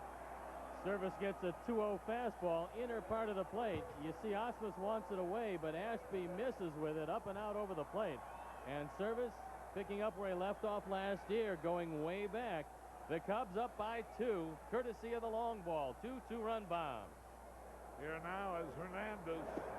He singled his first time, and then with 2 out in the 5th, he drew what turned out to be a very important base on ball. Coming right at you from the left field camera, you'll take a look at a long home run hit into the wind by Scott Service, and there was no doubt about that. And for Southwest Airlines, how far did it fly? 377 happy feet. Hernandez held up. Oh, they say he went around appealing to the first base umpire, Dana Demuth. After drawing a base on balls with 2 out in the 5th, it was Sanchez following him who hit a home run in the same section of the bleachers that Service just hit one. So Hernandez goes down swinging. That's only the 4th strikeout for Alan Ashby.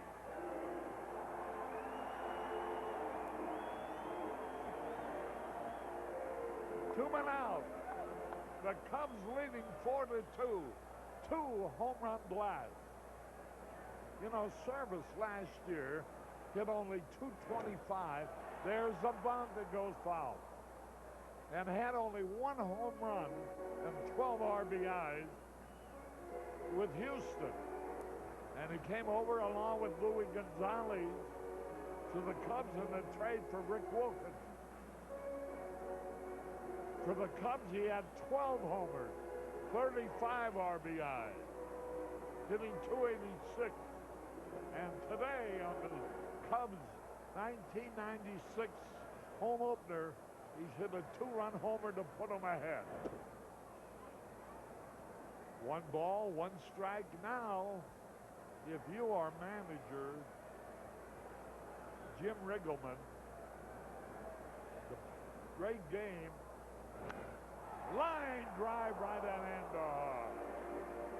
Andahar Cedeno. So, 2 runs, 2 hits, No air, nobody left. At the end of 7, the Cubs 4, the Padres 2. I'm the Wayans brothers when Sean loses the spirit of Easter. Ain't no such thing as an Easter bunny. Can Marlon convince him to keep the faith? I seen the Easter bunny. He left me behind these little pellets of chocolate. That wasn't chocolate. Then, unhappily, Jenny's celebrating springtime with a day in the country. I want to have a beautiful family picnic. But is this family ready for the great outdoors? You killed Daddy. Now can we go home? The WB Comedy, Wednesday night on WGN. On Sister Sister, the twins go looking for a party right around the corner. Welcome to Canada, but wind up with egg on their face. Stop it, this is my dad's car! Now, Ray's gonna be hopping mad. On the Parenthood, Robert and Jerry plan a romantic weekend without the family. They're responsible kids. I'm sure they've got everything under control. Wrong. Okay, girls, the party is on. Just wait till they discover the risky business going on at home. The WB Comedy, Wednesday night on WGN. There were 2 times when we wanted our customers to really appreciate the new Chrysler Sebring convertible. Day and night. We literally redefined the convertible from the ground up. Of course, sunny skies and starry nights aren't the only reasons to own this car. It's quieter than you'd expect. Cab forward provides more interior room as well as a more stable ride. It truly is a car that gives you the sun, the moon, and an actual backseat. See the bright new stars of Chicagoland at your Chrysler Plymouth dealer. Harry Carey with Steve Stone and Wayne Larrabee as we go in the top of the 8th.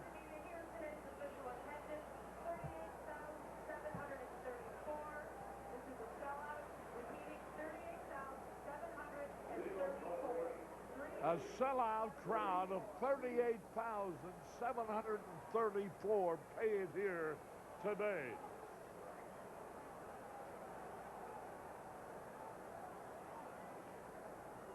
There's the 2 home run hitters today, Sanchez and Service, and they both hit it in the same section in left field.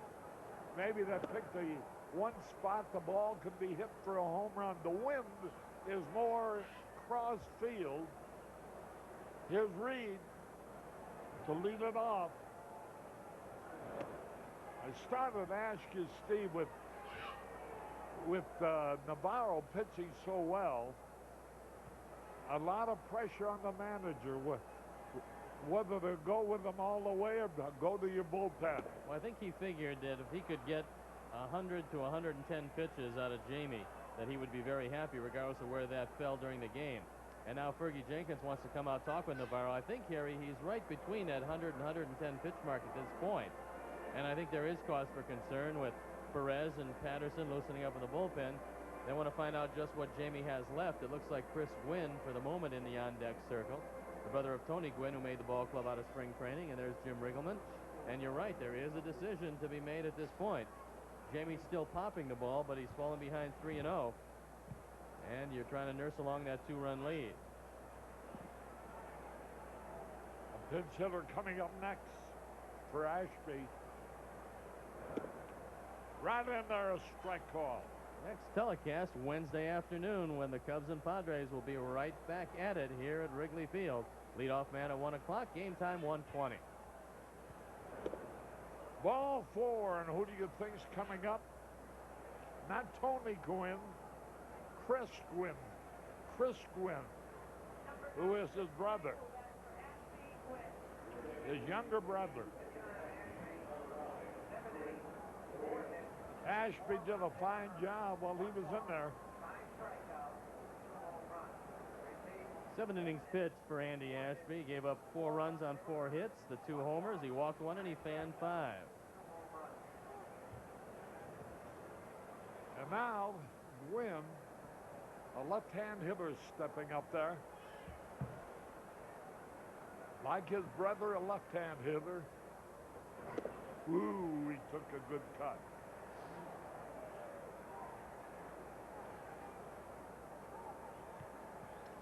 Looking down at Tim Flannery coaching at third base. There's Flannery. Remember him in that 1984. He got an important hit in the final game of the playoffs in the 7th inning. Strike 2 call. Tomorrow's an off day, but Wednesday, Frank Castillo, celebrating his 27th birthday today, will be pitching Wednesday against Joey Hamilton.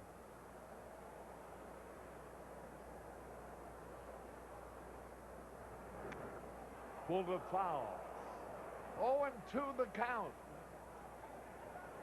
Good time for Navarro to go low and out of the strike zone here. He's well ahead of Gwynn. You've got to believe that after making the ball club in spring training, kind of a surprise for the Padres that Gwynn would be over anxious. Let's see if Jaime wastes one down. Runner at first, nobody out. Yeah, a little, almost got away from surface. It looked like it might have hit the ground. 1 ball, 2 strikes. 4-2 ball game in favor of the Cubs. Big sellout crowd, over 38,000 paid. Bouncing ball. And Grace is going to play it safe. Steps on the bag for the first out of the inning. And the reason he didn't throw, in the angle that he fielded the ball in, the runner was right in the way. He could very easily might have hit him. You also have a 2-run lead. It's a lot different if you're trying to nurse along a 1-run lead, but 2 runs up, you certainly want to take the out, stay out of the big inning, and not risk opening the floodgates. And so here is Ricky Henderson. Worry here, folks. Gotta be careful.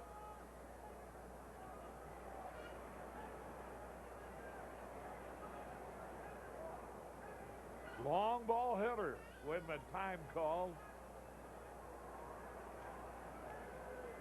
I wonder if the umpires know what happened too. I'm sure they must know it now. Boy, what a sad thing.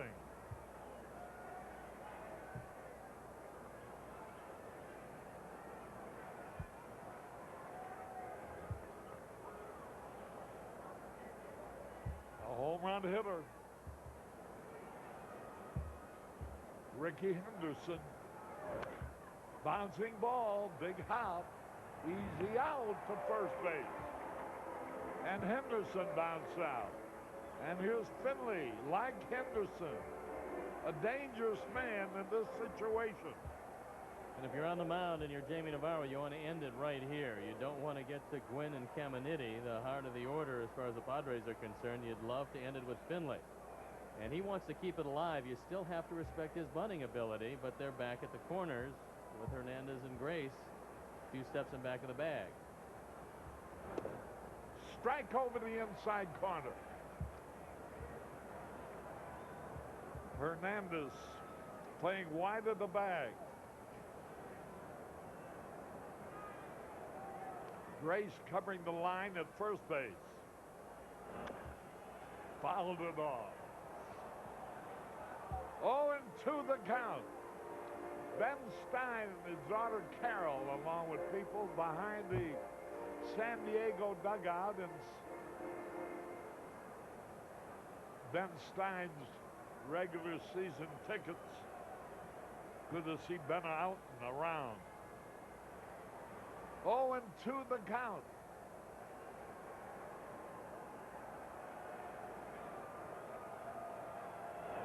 Whoa, a wild pitch, and there's a second run.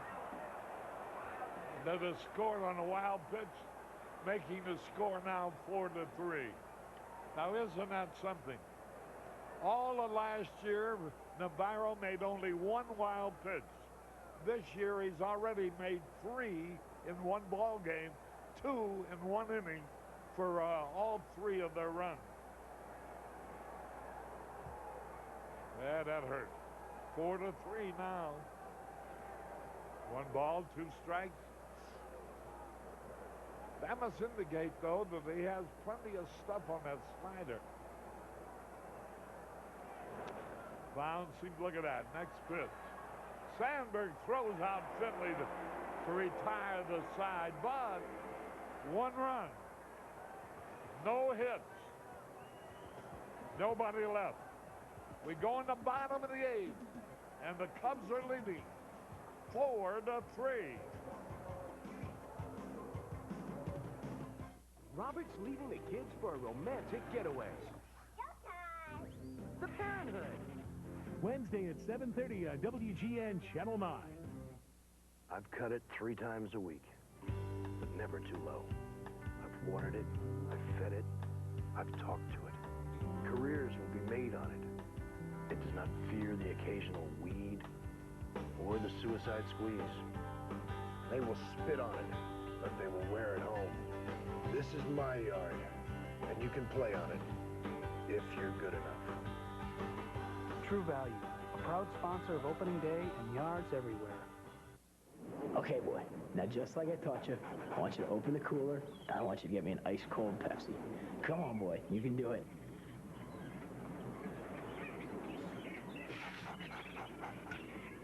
Good boy, good boy.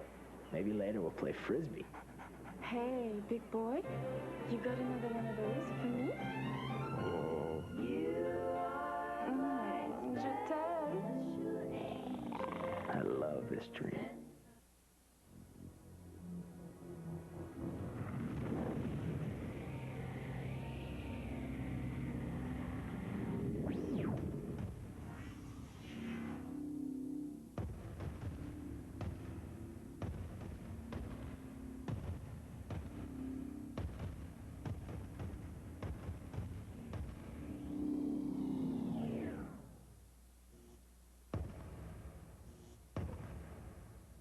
When the Twins take Ray's brand new car to a party, Ray's gonna pop his cottontail. Navarro! Sister, sister! Wednesday at 7 on WGN Channel 9.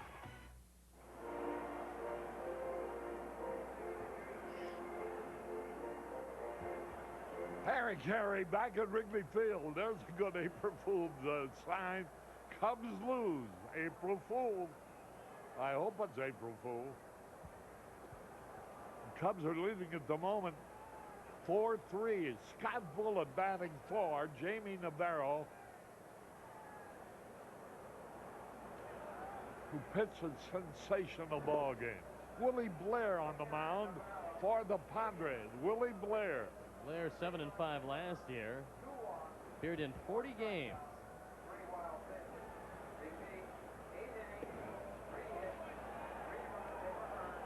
Like to get Bullitt on to start the inning. The Cubs could certainly use some insurance runs. Nice effort by Navarro, going 8 innings, giving up just 3 hits and 3 runs.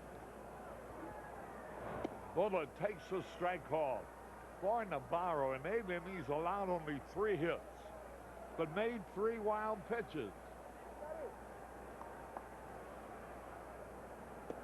which were prominent in 2 of the 3 runs that scored. 3 balls, 2 strikes. Bullitt in a role he was used in a lot last year by Jimmy Riggleman. Ball 4 high, and now you got a lot of speed on the bases, and Bullitt, he can really fly. One time they tested Osmus. He did not make a good throw. That was a stolen base by Hernandez back in the 3rd inning. Now Caminiti will come in at 3rd looking for the bunt. And you figure a hit and run or the bunt right here would be a pretty good play. And if you do lay it down, you want to bunt it up the right side. Keep it away from Caminiti, who's got a great arm. He was going to bunt, takes the strike call. Brian McRae, nothing out of 3. Tony Muster coaching at 3rd base, going through a series of signs. Dan Radisson at 1st base. 1 strike and nothing. Outside evens the count. Hey, the Dodgers got 4 in the 5th as Houston to take the 4-1 lead. How about those Mets? They've come back and now lead the Cardinals 7-6. The Cardinals got away to a 6-0 lead.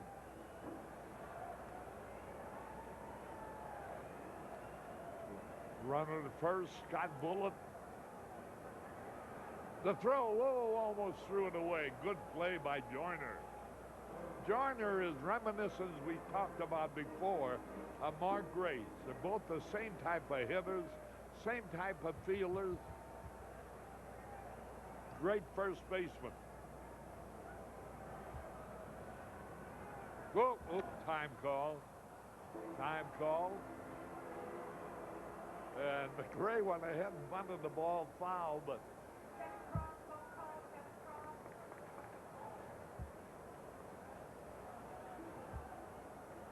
there's Jim Riggleman. He's a little chilly. It's cold in the shade, all right in the sun. Quick throw. Oh, to pick up an insurance run or two. Jim Bullinger, one of the Cubs starting pitchers.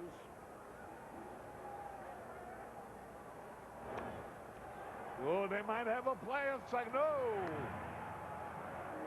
Caminiti started to throw the second, thought better of it. I think he made a good choice. So here's Sandberg now.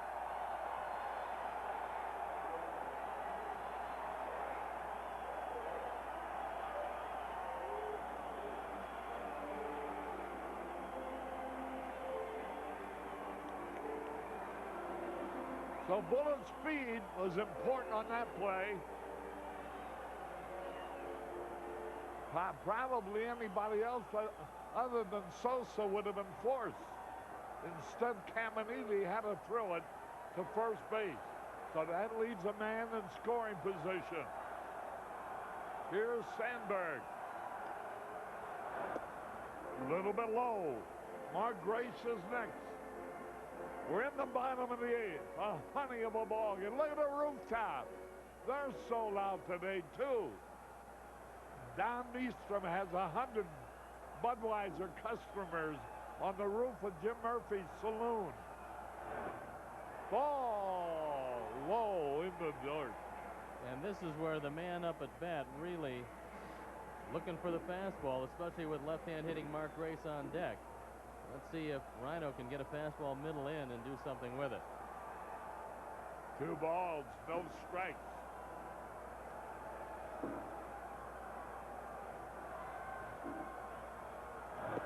Ball 3. Sandberg playing his first game since May the 10th, 1994.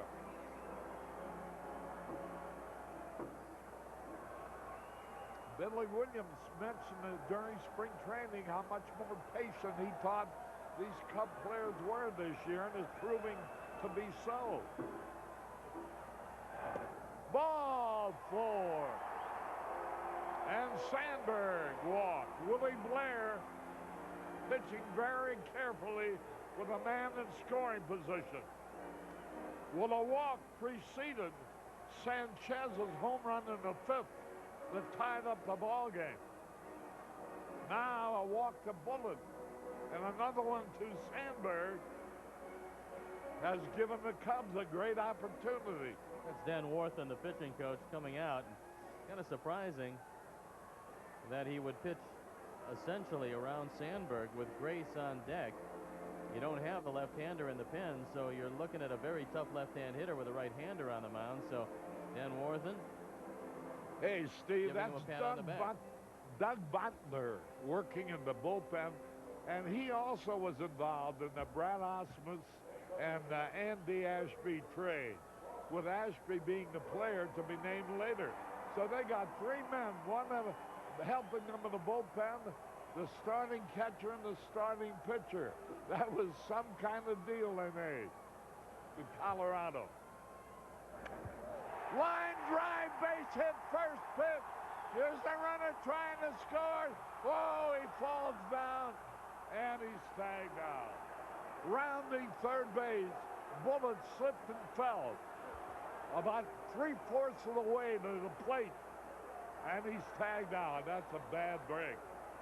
Well, Ricky Henderson has made a living, these many years, on getting to the ball quickly in left field. and then making some pretty accurate throws. He doesn't have the strongest arm in the world, but look how quickly he gets to it. The throw is pretty accurate, and Bullitt just loses his footing. And as he goes tumbling, Osmus puts the tag on, but the runners move up to second and third for Sammy Sosa. Mark Grace thought he had the first run batted into the year. Instead, Bullitt winds up short of the plate. All right, here is Sammy Sosa, who singled and scored on Service's home run in the 7th. Takes the pitch a little bit low. Runners second and third. You know, Henderson's throw might have gotten him at the plate anyhow. 1 ball, no strikes. But with a speedy man like Bullitt, you got to try to score.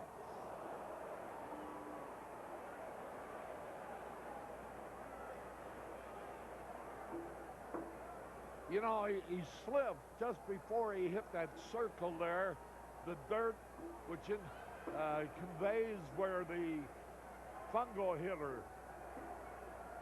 hits fungos to the infield from.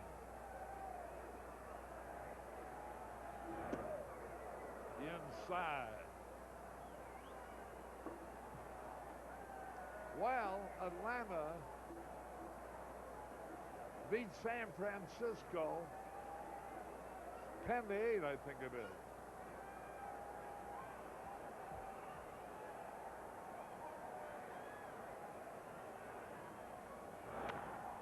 Hot shot foul outside third base, 2-2.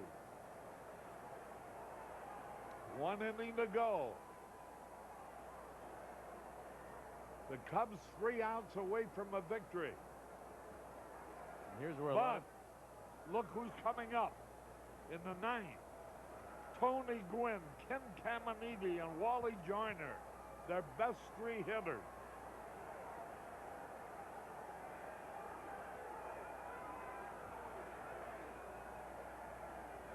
Whoa, he struck him out. To retire the side, he tried to check his swing.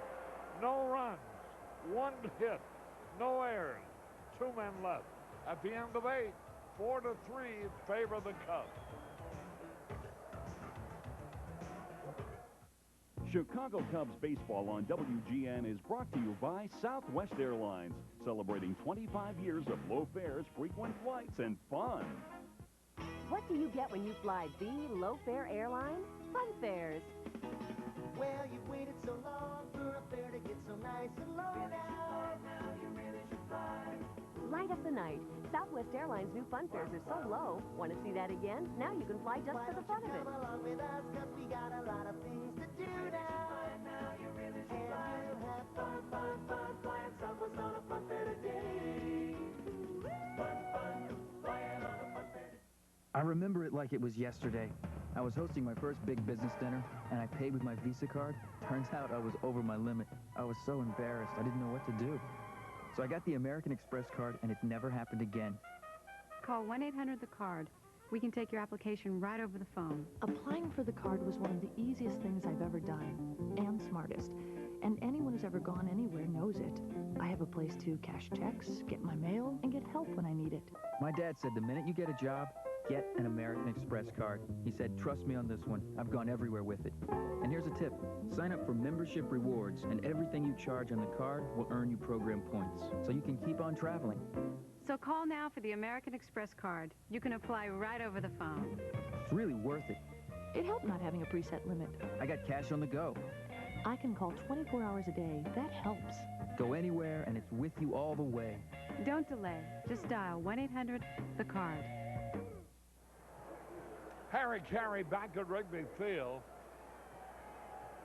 What better place to plan a group outing than the friendly confines of Wrigley Field, whether it's employees, family, or friends. Special rates are now available for groups of 20 or more, and plenty of seats are available for every game. For more information on group sales at Wrigley Field, call this number. Oh, Gwynn, the first pitch. He was fooled, and he's an easy out.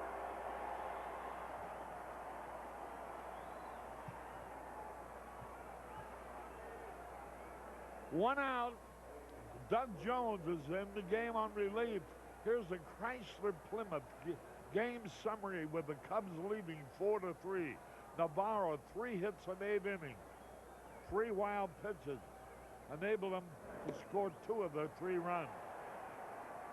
And a big home run, Sanchez with a man on to tie it, and Scott Service with a man on to give him a chance to win it. 1 out.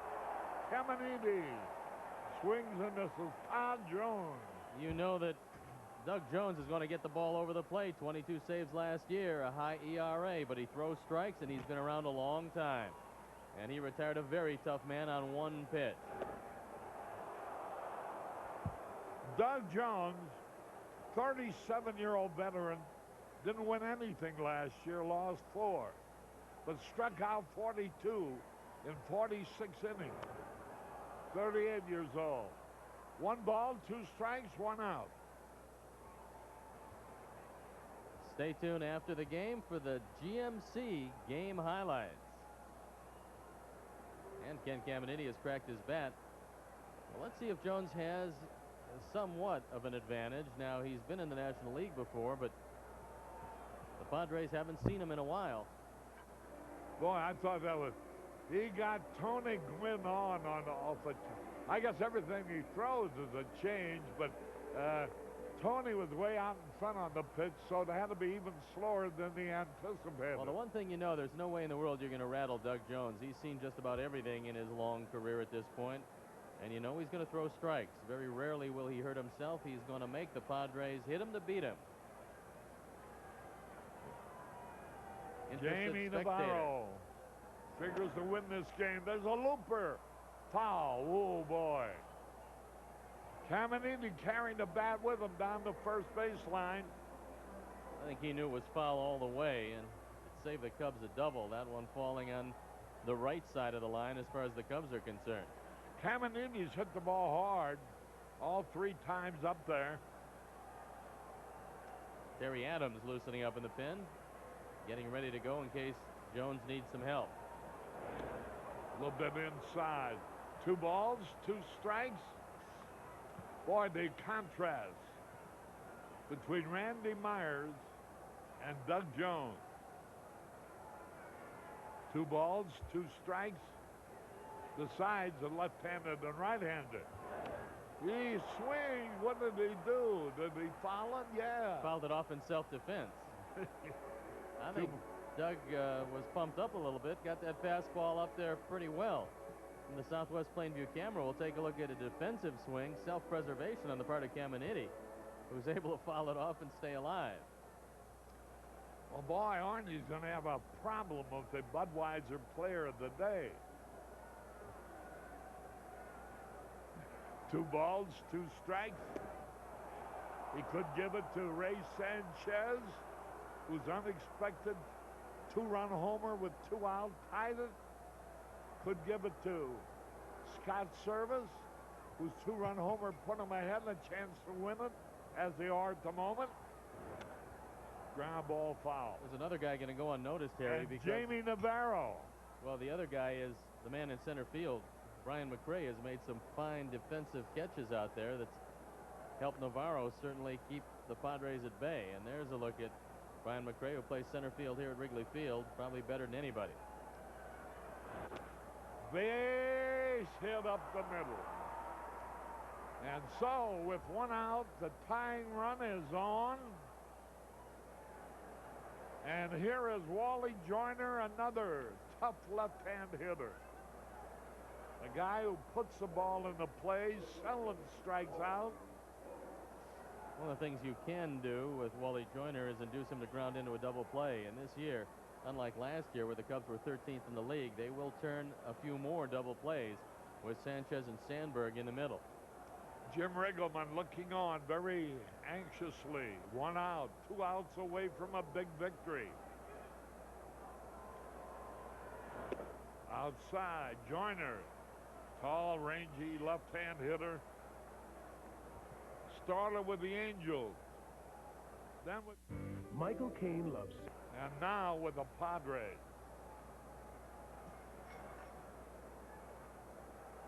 Doug Jones, 38-year-old right-hander.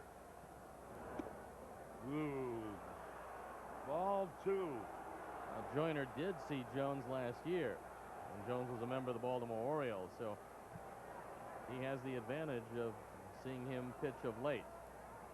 1 out, 1 on. There's danger here, Seri.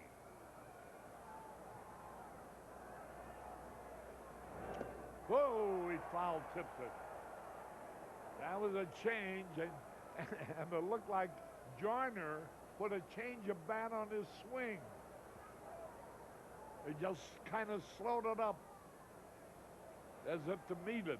Now there's Davey and he Lopes did foul it. talking with Ken Caminiti. Caminiti, deceptively a good base runner.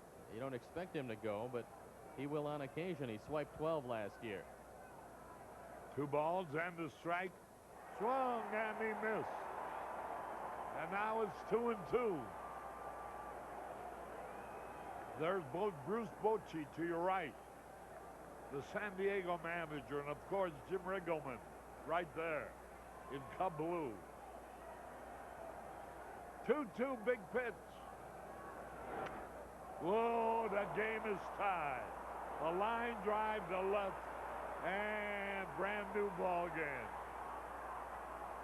And Joyner lined the double into the left field corner. And Navarro cannot win. We told you that Joyner had seen Jones, and he gets his fastball up and out over the plate, and he slices the ball down the line. Ken Caminiti scores easily. Joyner winds up at second base. Nothing Louis Gonzalez can do. Here comes Jim Riggleman, and he just might be making a change.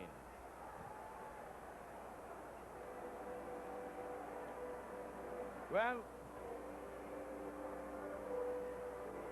in the close ball games, that's why every baseball man you talk to will talk about the need for a good closer.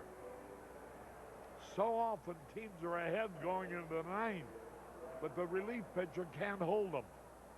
You say, hey, for 1 inning, you ought to be able to hold them, but you got to remember the other guy has good ball players also. All tied up, 4-4. It's like Trevor Hoffman getting loosened up in the bullpen, and he is the stopper for the Padres. And he really throws hard. Broke in originally with Cincinnati. Then went to the Marlins.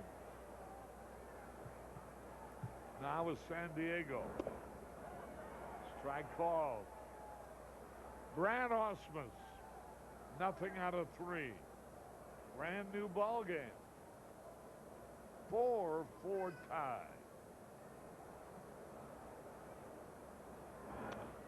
Ground ball to Sharp. 2 away, and Joyner's at third base. Boy, oh boy. Jaime Navarro. How disappointed he must be right now. The rarest thing for Navarro is a wild pitch, and yet he made 3 of them today. And the 3 wild pitches were good for 2 of their 4 runs. And that'll tell you the kind of a tough game he's had. 2 out. Go ahead, run at third. Strike call on Cedeno, who singled and stole in the 5th.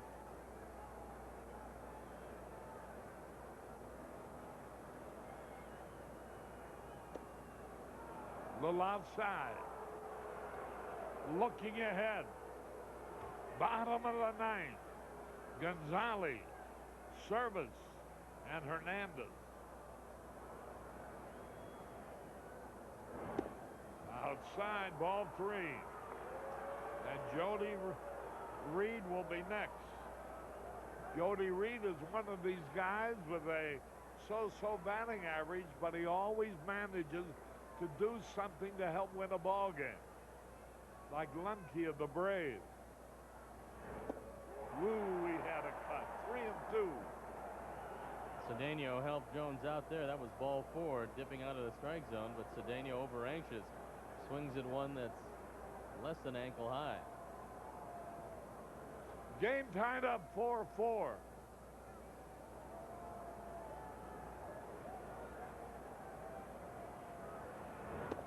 Struck him out to retire the side. But 1 run, 2 hits, 1 left. We're going to bottom of the 9th. The game tied up 4-4. Men, is gray hair sneaking up on you right under your nose? It is sneaking up on me. Here, too. You need Just for Men gel. Brush in, and in 5 minutes, rinse. It's the sure thing for a natural look. Just for Men gel. How Charlie the Barber eats a Reese's Peanut Butter Cup. First, I take a little off the top.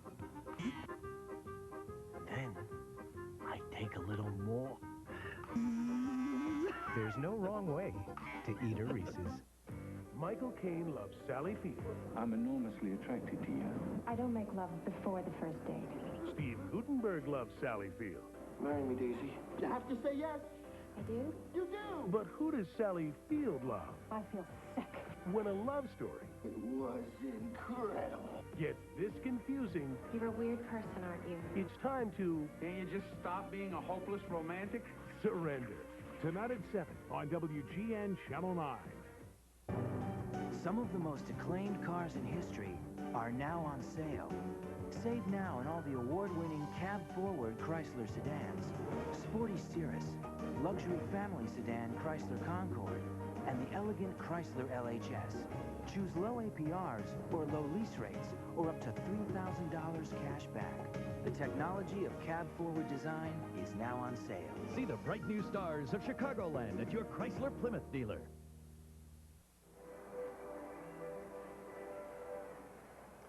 Here's another Cub opening day thrill. Well hit, deep to right, back, and it's all over. Willie Smith got homered. The Cubs win the game. 69. All right, here's Gonzalez. Has hit the ball fairly hard twice. Struck out another time. There's a drive in the center field going to be caught. Finley coming in. 1 away. And here's Service. Can he do it again? Willie Blair on the hill. Boy, oh boy. Bullet falling on his way to home plate, although we'll never know whether he would have been out anyway on Ricky Henderson's fine throw. I kind of think he would have been out anyhow. Strike called.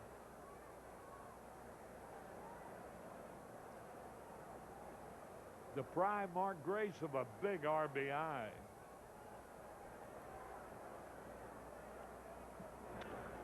And the Cubs of a 9-inning victory, because that would have put them ahead 5-2.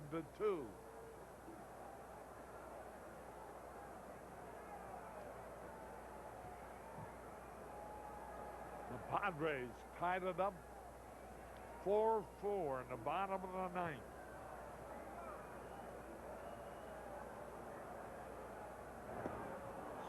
Swing. Tried to check, one around.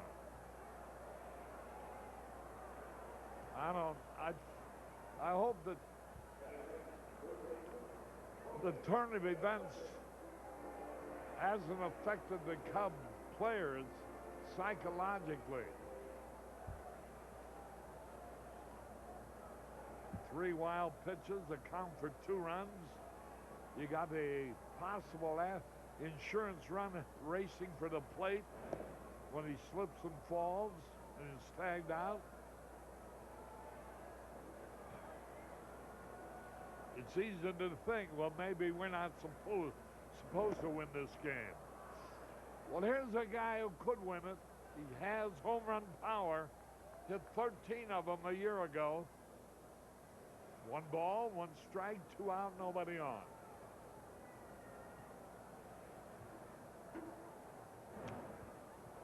Fouls it back. How about the Cardinals against the Mets? The Cardinals playing in New York had a 6-0 lead and lost to the Mets 7-6. 1 ball, 2 strikes. Struck him out. Boy, their pitching suddenly looks awfully good. At the end of 9, we're tied at 4.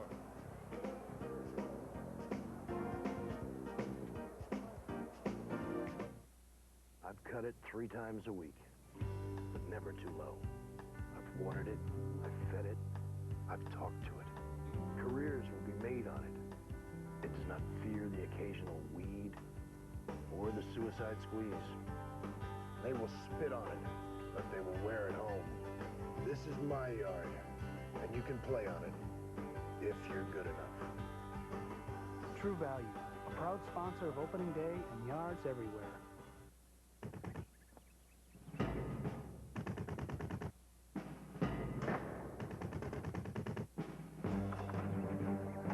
Introducing the new Pepsi Stuff catalog.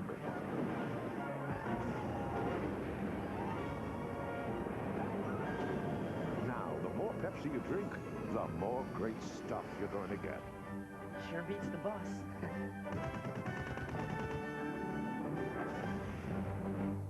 Hello again, everybody. Harry Carey with Steve Stone. Say, do you feel a cold coming on? A scratchiness in your throat. Maybe you picked up a little bug that's been going around. Yes, a bug. Gosh, I hope you don't have to miss work someday soon. It would really be a shame if you had to take a sick day on one of those dates you see there on your screen. Man, oh man, that would be a shame. For now, this is Harry Carey. And Steve Stone saying, holy cow, you don't look so good. Harry Carey back at Wrigley Field as we go to the top of the 10th. Jody Reed will lead it off. Doug Jones, who is touched for the game-tying run in the 9th,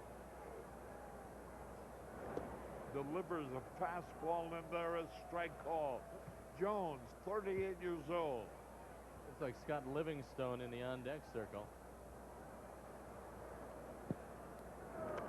Ground ball, base hit. Sandberg went to his left, dived for the ball, couldn't come up with a base hit. And let's see who's going to be the hitter. Livingstone. Nice late on Sandberg going to his left, and he has the ball hop over his glove. So the leadoff man aboard here in the 10th inning as the Cubs go extra innings in their first ball game. And there's a look at a very good contact hitter in Scott Livingstone, and you see what he's done career as a pinch hitter. Pretty impressive. Livingstone had a fine year with San Diego last season, hitting .337. There goes a run of the good throw. They can't get him. He stopped and came back. The hit and run was on. Really good base running by Jody Reed. When he realized that Livingstone was swinging through it, he just put on the brakes. Service does everything he can. He'd have been dead to rights at second, and Reed able to beat the play at first. So that is a heads-up play.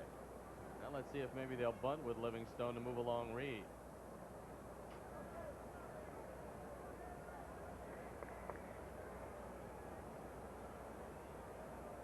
Jones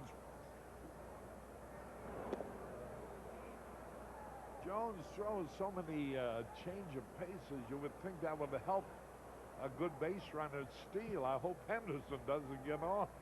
Well, Reed doesn't have particularly good speed. Only 6 stolen bases all of last year. So if he's going to run, it's usually on a hit and run.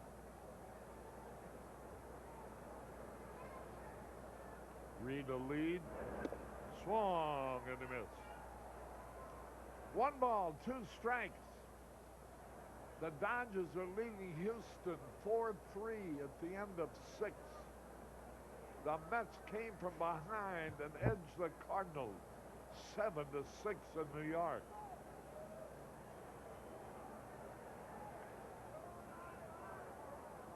Struck him out. Livingstone goes down swinging. And here is that man, Ricky Henderson. From the Southwest Plainview camera, we'll take a look at Livingstone swinging through a changeup well out ahead of this one.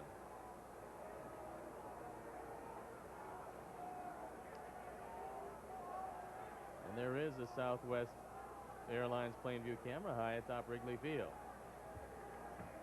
Henderson is nothing out of 4.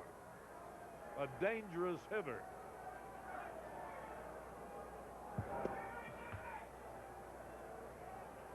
Ricky now 38 years old.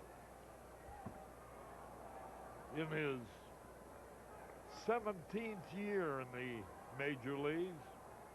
His first year in the National League.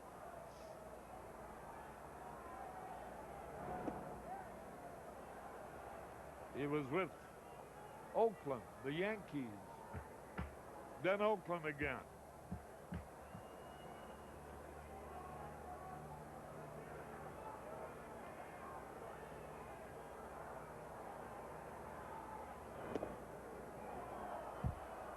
Ball 3.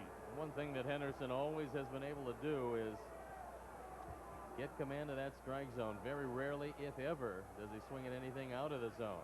He makes you come to him. 3 balls, no strikes, the pitch. Right in there. 3-1. Now let's see what they do. Let's see if Reed is going here. Henderson, usually a pretty good contact man.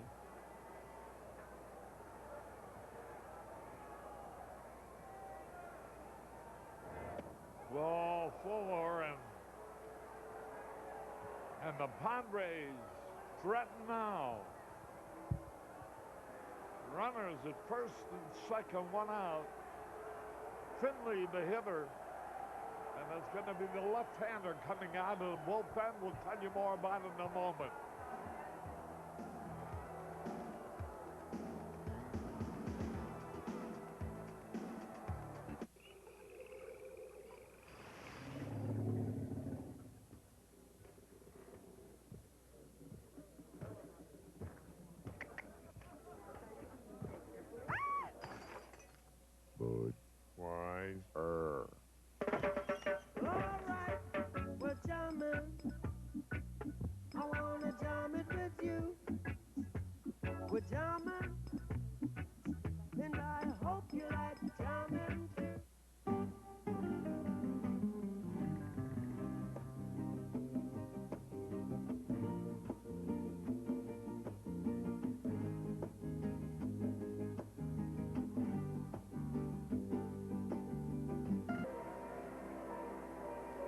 Well, the Padres, with runners at first and second, a veteran left-hander, Bob Patterson, replaces Doug Jones.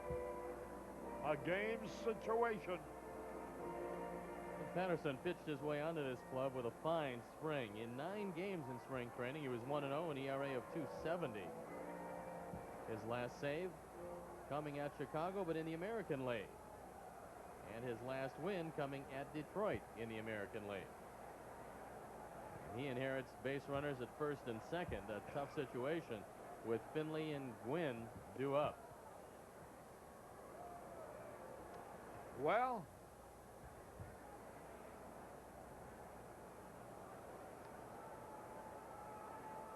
a lot of the fans have left.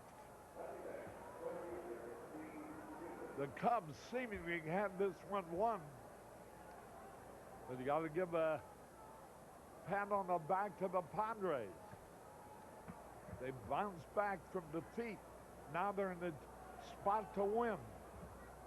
The pitch to Finley. Slider outside.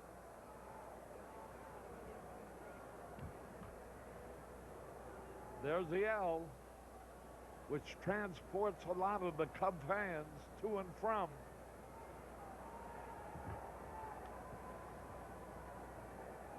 Patterson. Ooh, he swung and he missed. He had a good cut.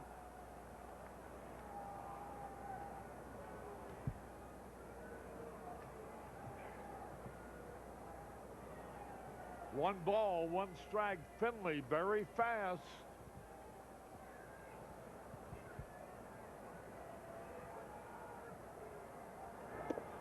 Strike 2. Patterson sneaking fast with that one. Patterson, 37 years old.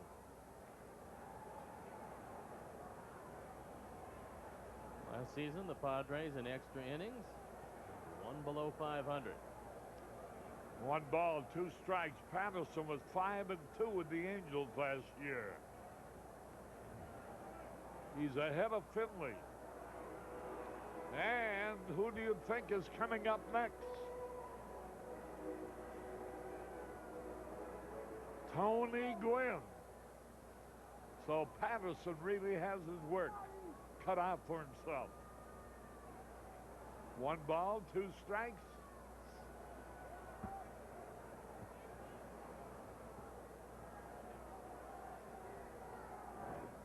A little bit low. 2-2. Patterson with the Angels. Struck out 41 in 53 innings. So he can get the strikeout. He could use it here. 2 balls, 2 strikes.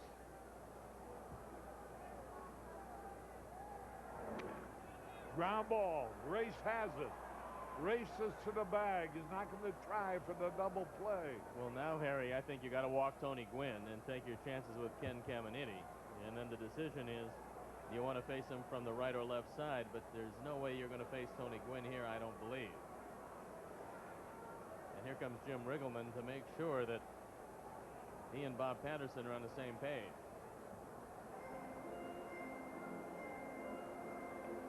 Caminiti also hits left-handed. Bud is a switch hitter. Tony Gwynn hits left-handed. But he hits everybody. Mike Perez down to the bullpen. And Patterson, who retired Finley, now really has his work cut out. Here's the greatest hitter in baseball. He's won 6. They're going to walk him intentionally. And there will be Caminiti that they'll be trying to retire. With the bases loaded. You don't win 6 batting titles not being able to hit left-hand pitchers. What I keep thinking of, the wild pitches that we saw earlier, that might be the trend of this ball game. I hate, and this is no place to make a wild pitch with the bases loaded. 2 balls, no strikes, ball 3. 1 more and the bases will be loaded.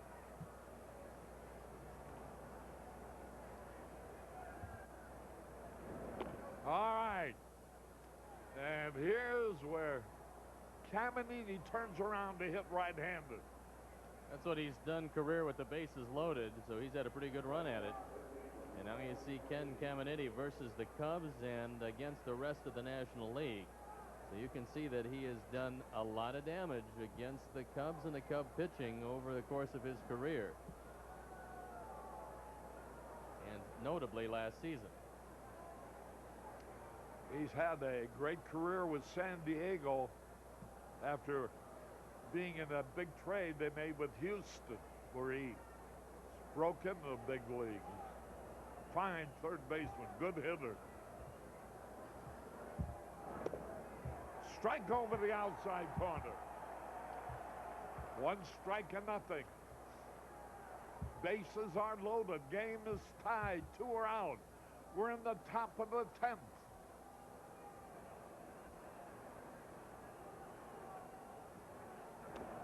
Foul back. And it's 0-2. Can he get 1 more over without having it hit safely?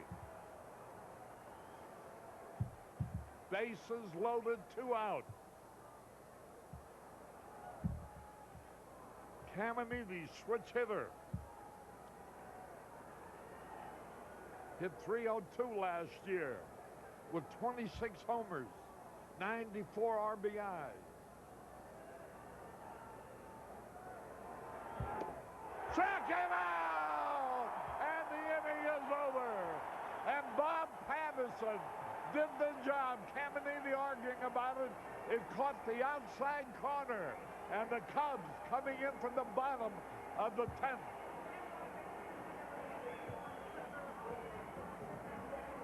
So, we go in the bottom of the 10th game, still tied 4-4.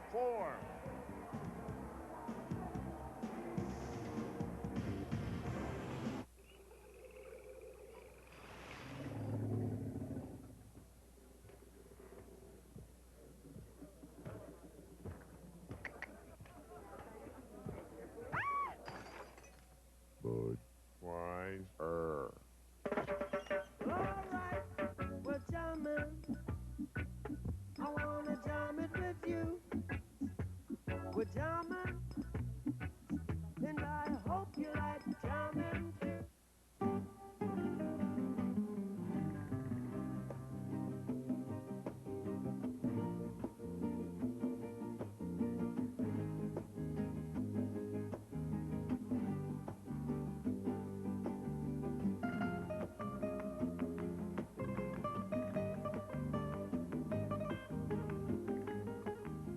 New service to Orlando on Southwest, the low-fare airline. Michael Caine loves Sally Field. I'm enormously attracted to you. I don't make love before the first date. Steve Gutenberg loves Sally Field. Marry me, Daisy. You have to say yes. I do? You do. But who does Sally Field love? I feel sick. When a love story It was incredible. gets this confusing, You're a weird person, aren't you? it's time to Can't you just stop being a hopeless romantic? surrender. Tonight at 7 on WGN Channel 9. Harry Carey with Steve Stone and Wayne Larrabee. Let's pause here for identification. This is America's #1 sports station, WGN TV, Chicago. Trevor Hoffman, the hard-throwing young right-hander, takes over for the Padres. And Hoffman last year with 31 saves, a 3.88 ERA, appeared in 55 games, and he can bring it. Strike call. Caminiti. Here's Sanchez, who tied it up early with a 2-run homer. Caminiti thinking that Sanchez is going to bunt in on the grass at third base. Joyner a couple steps in back of the bag at first.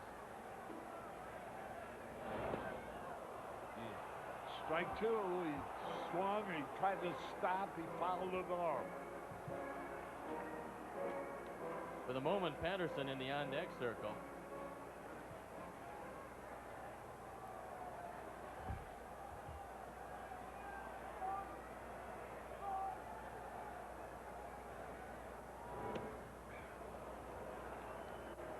Well, Patterson, if Sanchez could get on there, Patterson would hit for himself.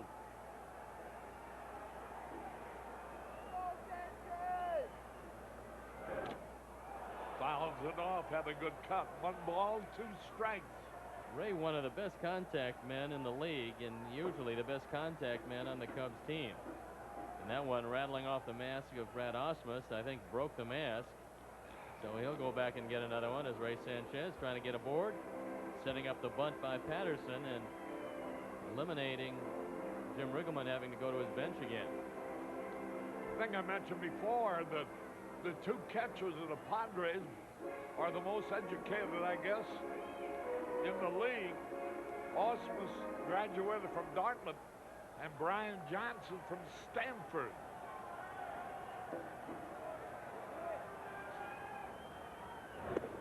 Low, ball 2. 2 balls, 2 strikes, game tied. Bottom of the 10th. The Padres scored 1 in the 8th and 1 in the 9th to tie it. Base hit! And now Patterson can hit for himself.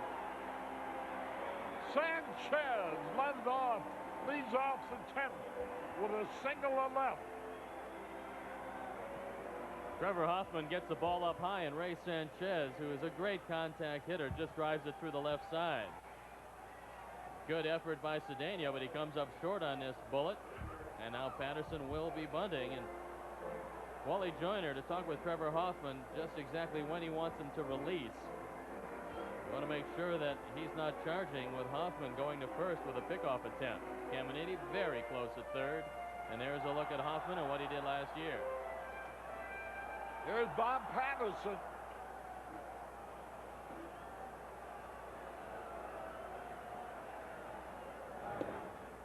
Strike called over the outside corner.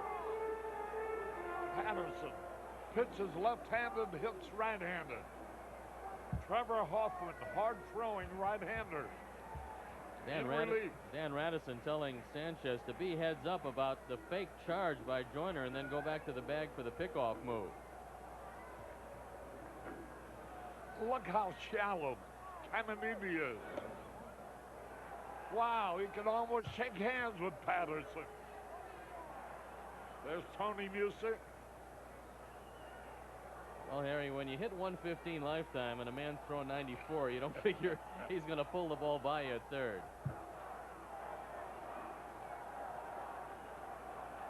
Sanchez a lead. Well, I'd settle for a wild pitch right here. That would look pretty good. Anything that got Sanchez to second base would look real good.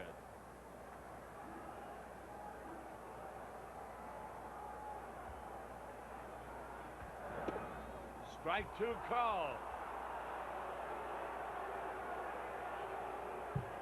You got to believe the bunt is still going to be on for Patterson. He's just got to make some contact. Caminiti's dropped back about a yard or so. Still is more than halfway down the line towards home plate.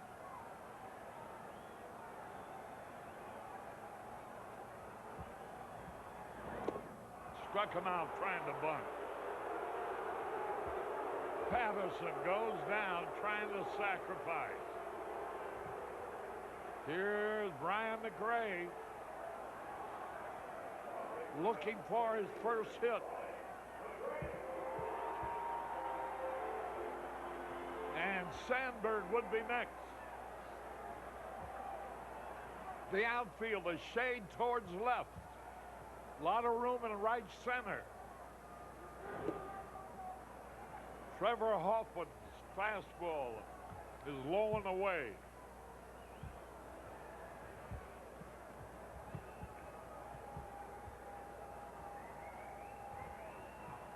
Hoffman, 28-year-old right-hander, hard thrower. Bounces in front of the plate. Good stop by Brad Osmus.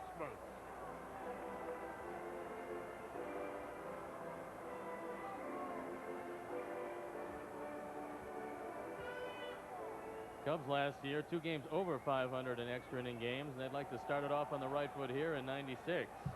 Hoffman last year went 7, lost 4. And he had over 30 saved besides. 2 balls and the strike. Pittsburgh of Florida. Pirates lead 1-0 early in the second.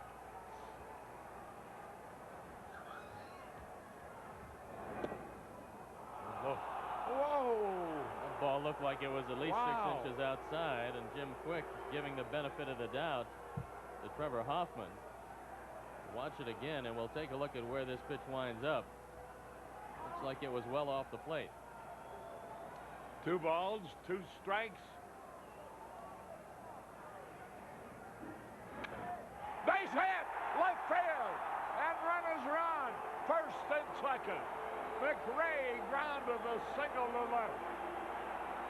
And the Cubs have a chance. And here is Sandberg. This would be a storybook ending, wouldn't it? Oh, what a way to end the ball game. If Rhino could win it right here, this crowd would really love it.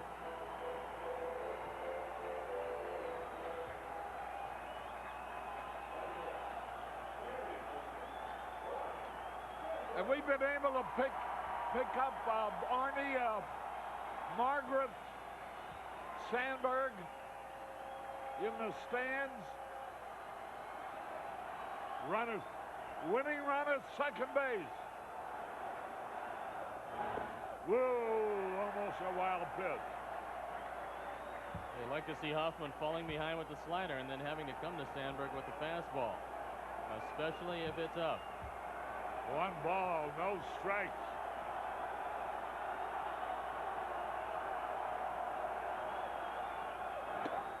Strike called, evens it up. 1 ball, 1 strike. Sandberg hit the ball hard, would have been a home run. The type of a ball that was held up by the wind and was caught by Ricky Henderson. His first time up. Since then, he's been an easy out twice.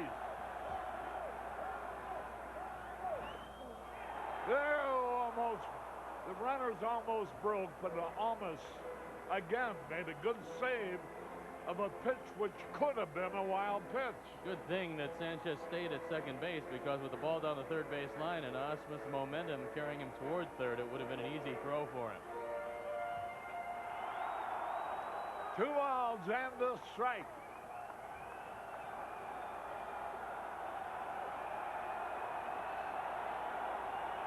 The crowd alive naturally.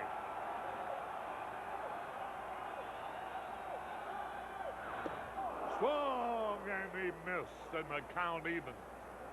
2 balls, 2 strikes. It looked like a good pitch that he swung at, missed. Runners first and second. The winning run is the one at second base, Ray Sanchez.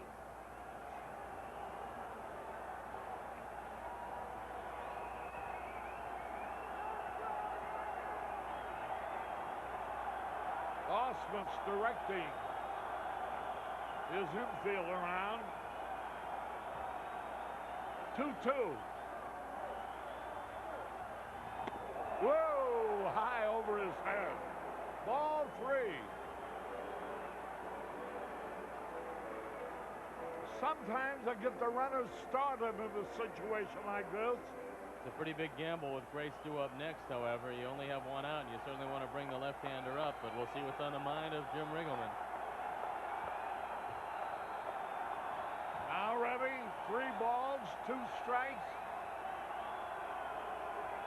Runners first and second, game tied in the bottom of the 10th. Ball 4, the bases are loaded. And here is Mark Grace, who is robbed of an RBI when pinch hitter Scott Bullitt fell down heading for the plate on Grace's single that left. Now you have to bring the infield in, you have to bring the outfield in, and it makes it fairly easy to hit. And Grace, with the bases loaded, a career 400 hitter, and any kind of long fly ball will do it here. Everybody in. All right, hold everything. Mark Grace, a long fly would win it. Base hit would win it. Swung and he missed. He was going for the fly ball, it looked like. Look how shallow Gwynn is out in right. Finley in center. And Ricky Henderson in left. They're playing short outfield. Followed it out of play. He did not have a good swing. And he's behind on the count, 0-2. Now Grace rarely strikes out. Bases are loaded. The infield is in the have to be.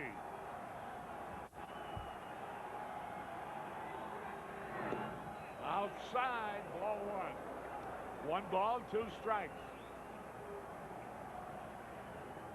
28-year-old Trevor Hoffman.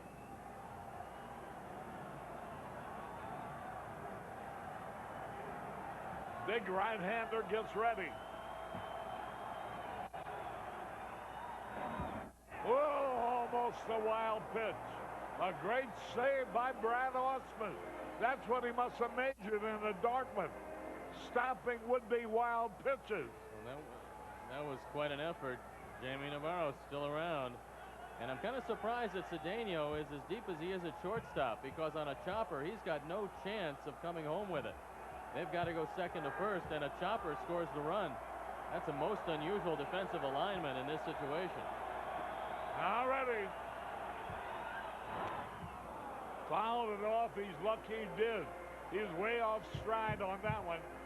Mark was fooled by the pitch, but he tapped it foul.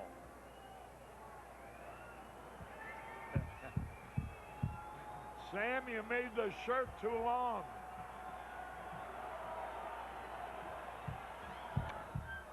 Cubs win! Cubs win! Cubs win! Cubs win! Holy cow! Mark Grace came through with a single to left, and the Cubs have won the season's opener before a capacity crowd of almost 39,000 paid. Watch this. Look at that. There's the ball game. Wow. Boy, oh boy. Hey, Ma, it was a tough fight. Look at it. Of course, he knows right away the game's over. Watch the bench now, the dugout. Look at them. Hey! Look at it. They're all coming out. Boy, oh boy, what an exciting afternoon we have had. And Mark Grace finally gets the RBI that he also could have had earlier in the game. So would you say that Mark Grace was destined today to somehow drive in the important run? I would say, Harry, that you couldn't ask for anything more exciting on opening day. The Cub dugout emptying, and watch the hit again as he slices it down the line by Caminiti. It's a fastball off the plate, but Grace protecting, and what an effort. And we'll throw it down to Wayne Larrabee right in front of the Cub dugout. All right, thank you very much, Stoney. Mark Grace, congratulations. What a thrill. How about that? That was a lot of fun, wasn't it? Well, you were down in the count 0-2. I said, I'm not worried about Mark Grace 0-2. You worked it to 2-2, and then what did you get? I was worried about Mark Grace, I'll tell you that much. I fought off a couple of pitches. He got to 2-2, and I hit a fastball. He actually threw a pretty good pitch, and I just tried to lay it out there, and that's exactly what happened. He got lucky, hit it in the right spot. This was not a hitter's day. Wind blowing in, cold temperature, hard throwers on the mound all afternoon. Jaime was great today, and their guy was very, very good also. Bob Patterson came in and did a hell of a job there at the end to get us out of that inning. Gave us a chance to win the ball game. That's who said we can't win at Wrigley Field? Kind of reminiscent of some of the late season victories you guys pulled out and come from behind fashion in extra innings last year. That brought back some memories right there. That was fun. That's fun. That's what it's all about. Didn't you have fun today, Wayne? Absolutely, Mark. Congratulations. Thank you. Mark Grace, the Cubs, let's send it back upstairs. Okay, Mark and Wayne. That's a heck of a way to end an afternoon. Well, Harry, I think he had just about everything today. He had some very good pitching from Navarro. He had some excellent pitching from Patterson, keeping the game alive. He had just enough hitting with a couple of home runs, and the heroics by Mark Grace. And all in all, a great day at Wrigley Field with the Cubs winning. And let me tell you something. We cannot overlook Ray Sanchez. If it hadn't been for him today, they were losing 2-0. He, with 2 out, a man on a walk, homered to tie it up. And then he scored the winning run in the 10th on Mark Grace's single to left. Well, we'll be back now in a moment.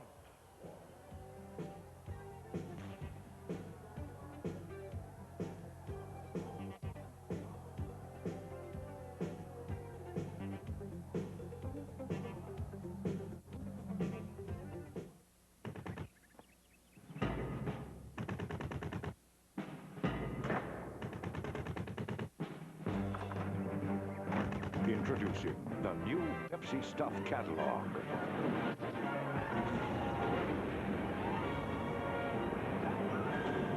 Now, the more Pepsi you drink, the more great stuff you're going to get.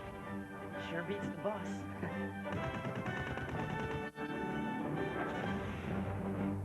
There were 2 times when we wanted our customers to really appreciate the new Chrysler Sebring convertible. Day and night. We literally redefined the convertible from the ground up. Of course, sunny skies and starry nights aren't the only reasons to own this car. It's quieter than you'd expect. Cab forward provides more interior room as well as a more stable ride. It truly is a car that gives you the sun, the moon, and an actual backseat. See the bright new stars of Chicagoland at your Chrysler Plymouth dealer.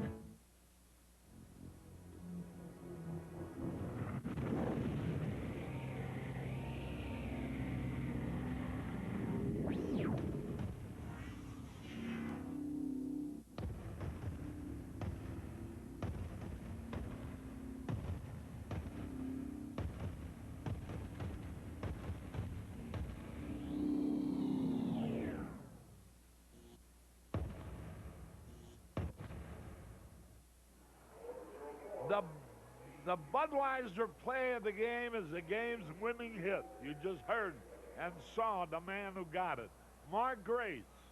The winning run scores, Ray Sanchez, and that's a Budweiser play of a wonderful, wonderful day.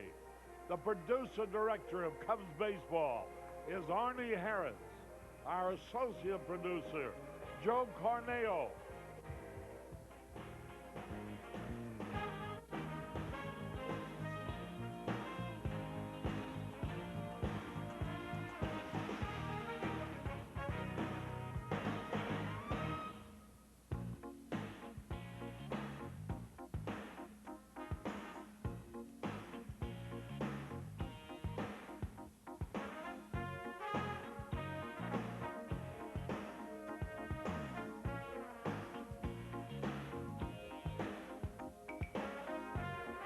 Boy, what a day, and what a day. And for people, these doom and gloom guys should have been out in the ballpark today and seen the excitement of this crowd as the Cubs won the ball game 5-4 in 10 innings. Our next telecast will be between the Padres and the Cubs, not tomorrow on open date, but Wednesday afternoon. Our telecast will begin with a leadoff band at 1 o'clock. Harry Carey with Steve Stone and Wayne Larrabee repeating the final score. The Cubs 5, the Padres 4. Holy cow, what a wonderful afternoon. Chicago Cubs baseball on WGN.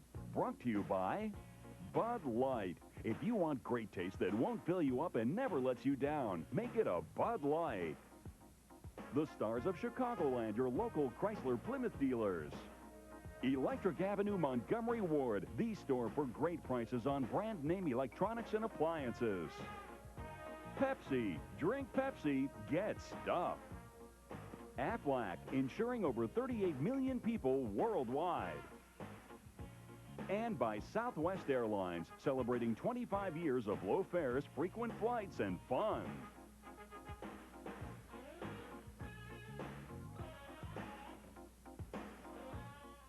Urkel's on the run.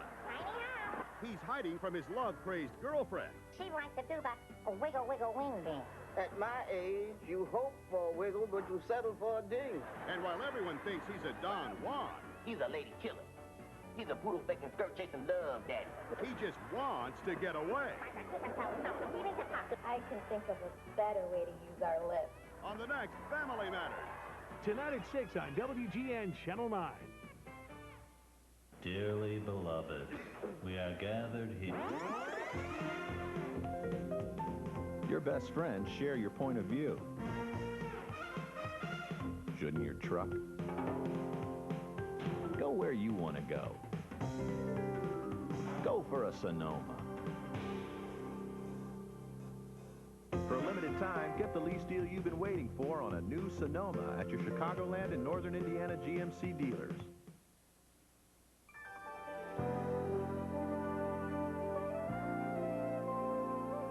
This is WGN Chicago.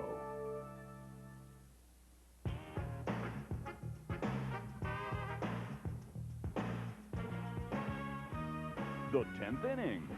Brought to you by your Chicagoland and Northern Indiana GMC dealers. Welcome to the 10th inning. What a ball game it was today. It had just about everything for everyone, including a Cubs victory. And, oh, by the way, they're in first place, at least a tie for first place, as the Cubs did just about everything right here today. They got some great pitching from Jaime Navarro. They got the long ball when they really needed it from Ray Sanchez and Scott Service. They got very good pitching from Bob Patterson. And then in the end, the hero, Mark Grace, drove home the winning run and sent an overflow crowd home very happy this afternoon. So it was cold, but under bright sunshine, the Cubs come out on top 5-4, and we'll be back with the GMC highlights coming up after these messages.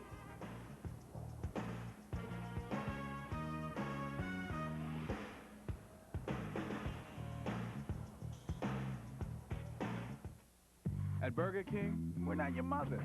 Eat your vegetables. Whopper, no tomato. So you can order your Whopper any way you want. You don't need all that ketchup. And extra ketchup. Broiled to perfection over an open flame and then fix fresh your way for a one-of-a-kind taste. With fries and a drink, it's just $2.99. Watch your penny. Listen to your mother. The delicious $2.99 Whopper value meal at Burger King. Get your burger's worth. Touch bottled lightning and learn why lightning strikes where it does. It's the world at your fingertips at Science Carnival, now playing at the Nature Museum of the Chicago Academy of Sciences through June 16th at North Pier.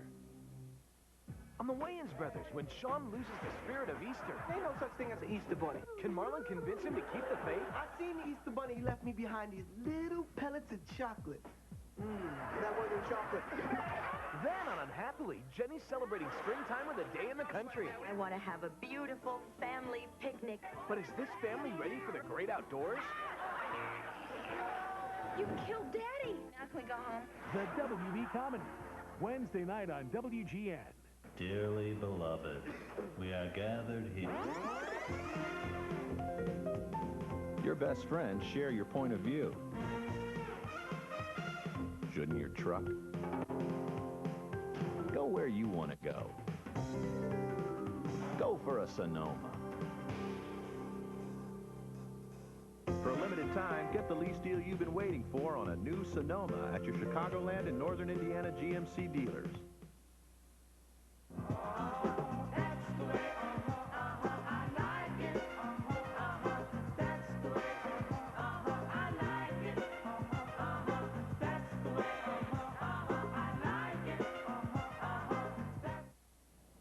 It didn't look good early for the Cubs as Jaime Navarro on the mound surprisingly threw 3 wild pitches. Here was one of them, and it scored the first Padre run.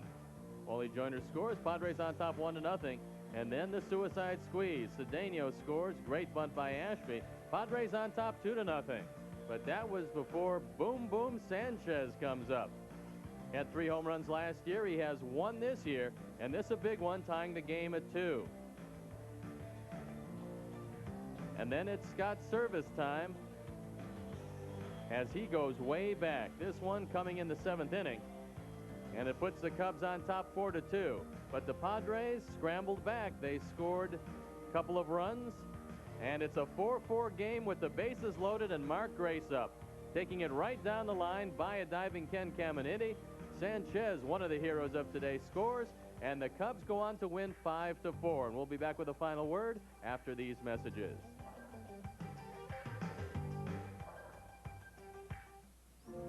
Thousands of forest fires are started by people who never realize what they've done. Some never even set foot in the forest. Michael Caine loves Sally Field. I'm enormously attracted to you. I don't make love before the first date. Steve Gutenberg loves Sally Field. Marry me, Daisy. You have to say yes. I do? You do. But who does Sally Field love? I feel sick. When a love story It was incredible. gets this confusing, You're a weird person, aren't you? it's time to Can you just stop being a hopeless romantic? surrender. Tonight at 7 on WGN Channel 9. Dearly beloved, we are gathered here. Your best friends share your point of view. Shouldn't your truck go where you want to go? Go for a Sonoma. For a limited time, get the lease deal you've been waiting for on a new Sonoma at your Chicagoland and Northern Indiana GMC dealers.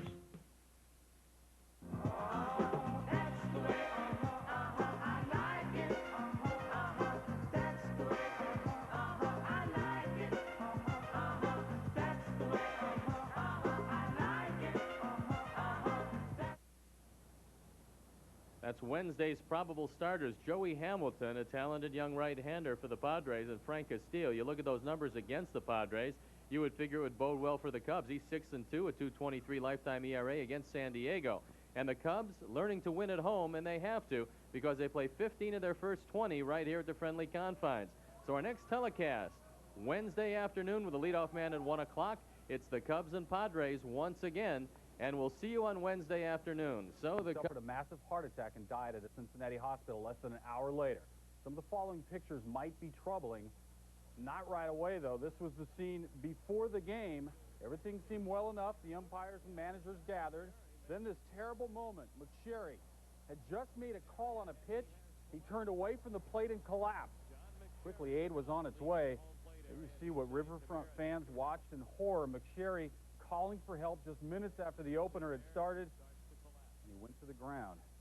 And the players, fellow umpires, and the crowd stood by helplessly, consoling each other as team trainers and paramedics worked to revive McSherry. He was taken to a Cincinnati hospital, but efforts to save him failed. He never regained consciousness, dead at the age of 51. Originally, the decision at Riverfront was to continue with the game after a delay, but that was reversed. The decision our Peter Gammons has learned was led by Reds players. The game put off until tomorrow. He was fine when he put on his equipment. The only time that he seemed to have any problem is after the second hitter and he waved for Steve to come in. Then I knew John was not, as soon as John started waving, I knew that John was having a problem.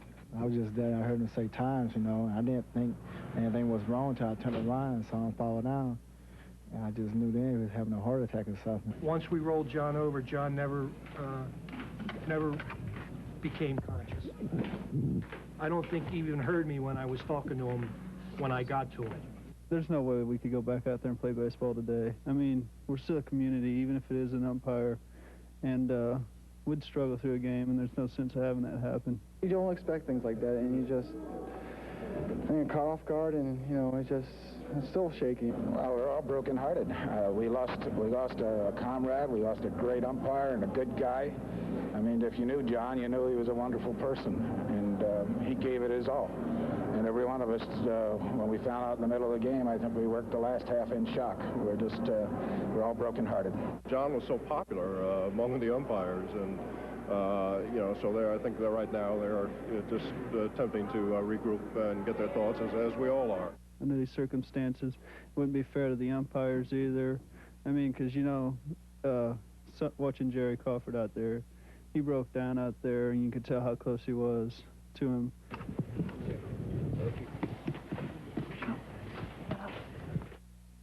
Emotional scene in Cincinnati. Umpire Tom Hallion left Riverfront to be at the hospital with his fellow umpire and friend, who at 328 pounds had been through a number of medical problems. Most recently, he had to leave a series last August after complaining of shortness of breath. And in fact, McSherry recently told a friend his biggest fear was that the league would force him to stop umpiring because of his health troubles. He had plans to see a doctor tomorrow about an irregular heartbeat. McSherry was a major league umpire since 1971. He was second in service among National League umpires and worked 2 World Series. More on John McSherry's career coming up later in SportsCenter. 4 weeks after the incident that found Michael Irvin in a hotel room with a former teammate, 2 women, and a quantity of drugs, the Cowboys wide receiver has been indicted by a Dallas grand jury. The 2 charges are possession of marijuana and possession of a controlled substance.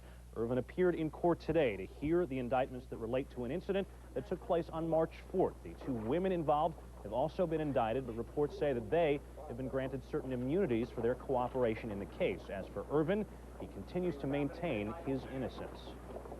Michael Irvin will plead not guilty because he is not guilty of this offense and will be tried in a court, not in the press. Thank you.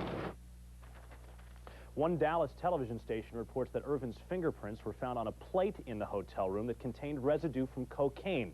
No trial date for Irvin has been set so far, and if convicted, he will face a maximum of 20 years in prison and a fine of $10,000. We turn our attention now back to baseball, and if you harken back to a year ago, you will recall that there was no baseball to talk about back then, unless, of course, you get really fired up about labor talks. Instead, the league found itself with a legion of empty ballparks and even more animosity from its fans. A great deal of that directed at the Atlanta Braves. Tom Glavine, of course, amongst the most outspoken player representatives, and the fans held him and his colleagues responsible for taking away their game. Of course, time heals wounds, but the Braves got something that heals even more, and that celebration continued today. The Braves raising their championship banner as they open up the season against the Giants, and things looking fairly normal for the Braves. Greg Maddux in form, striking out Robbie Thompson, but then bottom of 1, Braves up 1-0. Ryan Klesko, and that is deep off of Mark Leiter, deep and gone. First of the year, needless to say. Let's not go over that again. 3-0 Braves. Bottom of 5, Braves up 4-2. That is the crime dog, and he takes a bite out of Leiter. 2-run shot, 6-2 Braves. Leiter 6 runs in 5 innings. 6th inning, 1 on for Shawan Dunston. He hits that one down the line, and it is, we're not calling it the foul pole anymore. That's the fair pole and into the net. And that's gone. Bobby Cox has seen enough. Maddox pulled after 5, but the Brave offense would pick up. Jeff Juden serves up that gopher ball to Mark Lemke in the other direction. 4th Braves home run of this game, 7-4 Atlanta. And finally in the 8th, Jerome Walton. He's a pinch hitter, and he comes through in the pinch. Deep and yard left center field. 5 home runs in all for the Braves, and they win it despite a not sterling performance from Greg Maddux. 10-8. Maddux allowing 4 runs in 5 2/3. And just to put those numbers in perspective, he only gave up 3+ runs in a game twice in all of last season. The Giants open on the road for the 8th time in 9 years. Nearly half their roster is new since opening day a year ago. Moving on, the Cards and Mets opening up. Tony La Russa's first game as Cards skipper. 3-0 they lead in the 4th. Bobby Jones, Willie McGee, 2 men aboard and 3 men in. Pat Borders, Luis Alicia score along with him, and the Cardinals lead 6-love. Then on the top of the 7, Mets have closed it to 6-3. They're looking for more. 2 on. Ray Lankford down the line. Royce Clayton going to try 9 points and 10 rebounds. And Tony Delk of Kentucky had 24 points, tied an NCAA championship game record with 7 3-point field goals. Steve Alford and Dave Seeger of Oklahoma had the other ones. Now, fellas, you guys waited for a long time for your championship. What is Rick Pitino feeling right now? I want a great congratulations to Rick Pitino. If anybody knows how he feels, Pat, it's me, and it's a great feeling for him, and certainly a calmness will come over him and help him now. Do you just kind of go, huh, when it's over, and just the, you know, the relief? Well, Pat, when I looked at Rick Pitino's face as he was accepting the trophy and then talking to the crowd, I saw fulfillment. I saw pride, and I saw a guy who did a great coaching job this year in taking the most talented team in the country to its well-deserved national championship. Well, you know when he walks out in the hallway, someone's going to say, "Can you repeat?" Right? You love that, don't you? Absolutely. Quinn, your take on the night, huh? You know, you look at Syracuse. This is a team that nobody thought would be here. And, I mean, they played admirably. They played hard. They got carried. The turnovers caught them eventually. They played a team. I say it again.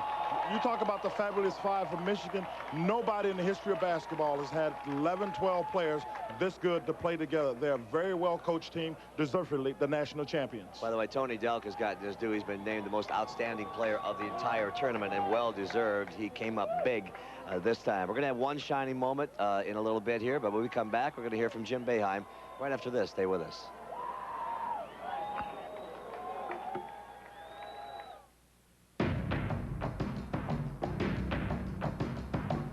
Yes, another morning, another trek to the office.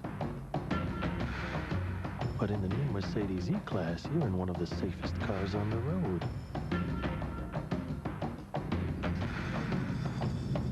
You're inside a protective cage with front airbags and, get this, side airbags.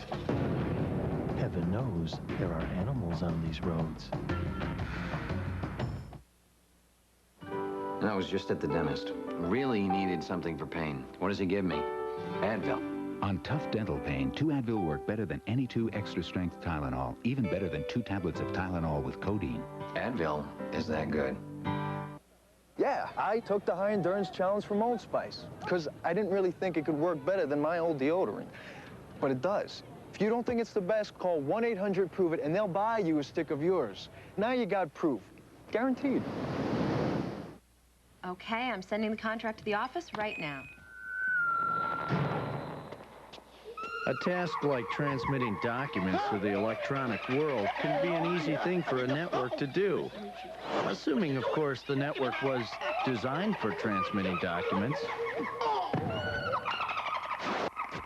Contract? I don't have any contract.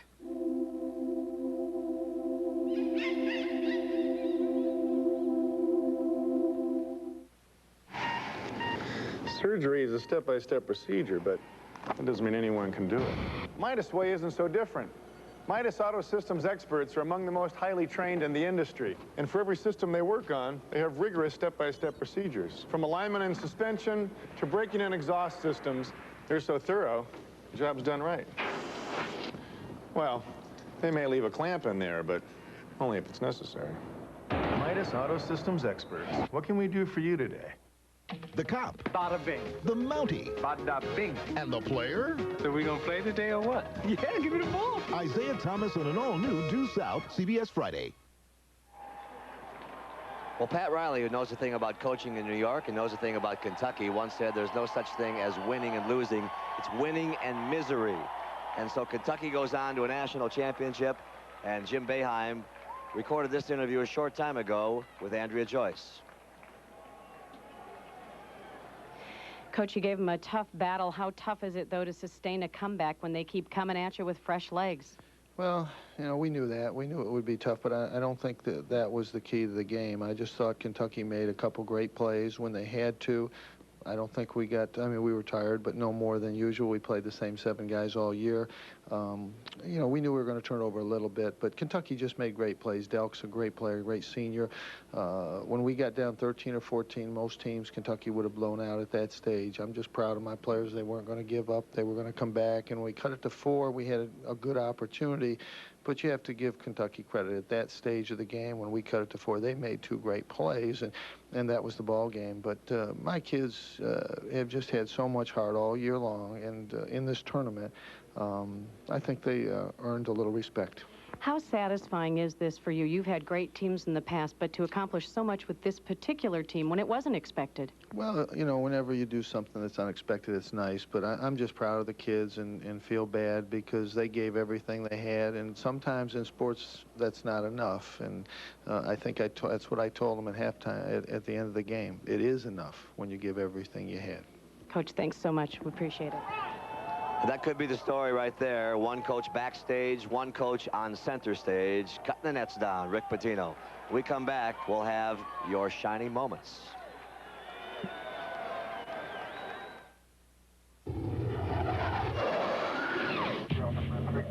The sophisticated material that's used to make the cockpit canopy of the F-16 fighter shatter-resistant is the same material we use to make the headlamp covers on the Aurora.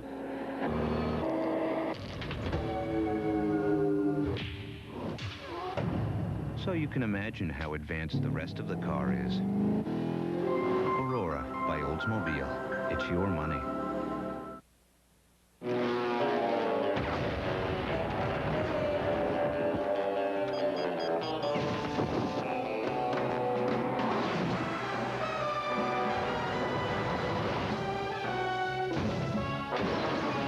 Child's play. Whoa. Shaken, not stirred. Nothing's more intense than slamming a deuce.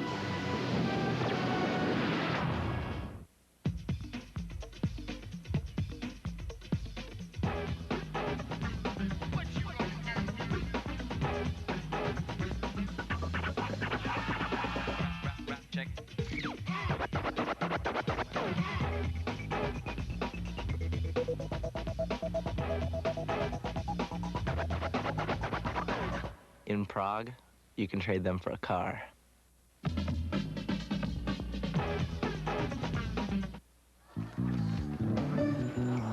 You look at a garage a lot differently when you see who it belongs to, especially when you look at Sears Garage. You'll find tires, batteries, brakes, shocks, and front-end work, backed by the guarantee that made Sears famous. So when you need a good garage, take a look at the one attached to our house, Sears Auto Center. What makes United's Mileage Plus program different? Maybe it's that as employee owners, we don't just work here. And maybe that's why we've been voted the airline with the best frequent flyer program 2 years running. Come fly the airline whose Mileage Plus program truly is premier. Come fly our friendly skies. Thursday, has this doctor found a cure for cancer? She says it saved her life. So why does the government want to take her medicine away? 48 Hours, Thursday. Welcome back to the Meadowlands. I'm Pat O'Brien with our esteemed panel here, and Rick Pitino will be painting the town blue tonight, I assume, not red, but he did a great job, didn't he, Jim? To get all the players he had, Pat, to blend in together. He did a marvelous job, and I want to congratulate him. What are the next few days like for him now, Mike? You've been through this a few times. Not much sleep, but you don't even want to. There's a constant smile on your face. It takes the player sometimes a little bit to understand what happened to him. But for the Kentucky Wildcats, this is their shining moment.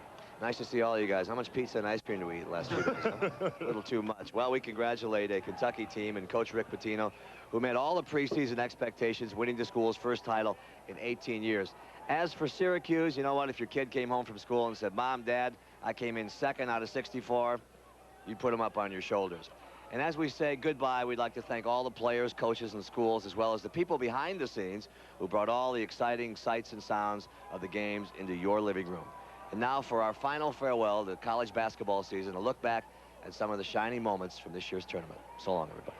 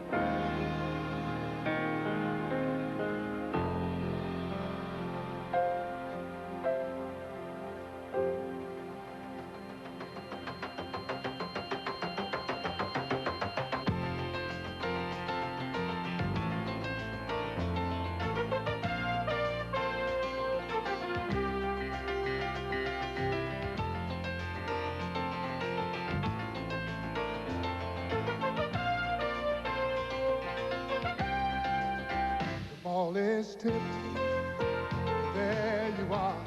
You're running for your life, you're a shooting star. And all those years, no one knows just how hard you work, but now it shows that one shining moment you reach deep inside. In one shining moment, you knew you were alive. Feel the beat of your heart, feel the wind in your face. It's more than a contest, it's more than a race.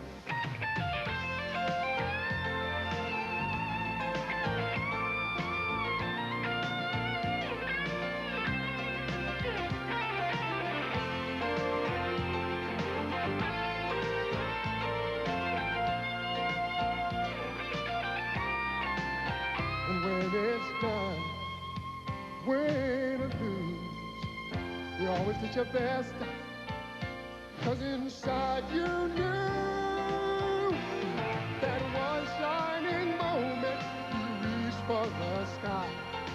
One shining moment you knew, one shining moment you willing to try.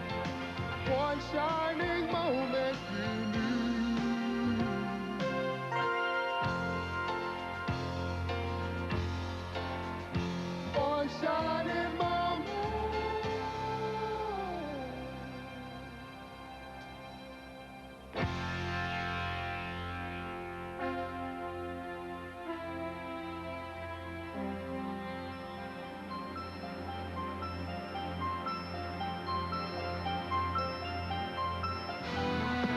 Stick around for late night fun with Dave and his guests. It's all coming up on The Late Show with David Letterman. But first, stay tuned for the latest local news.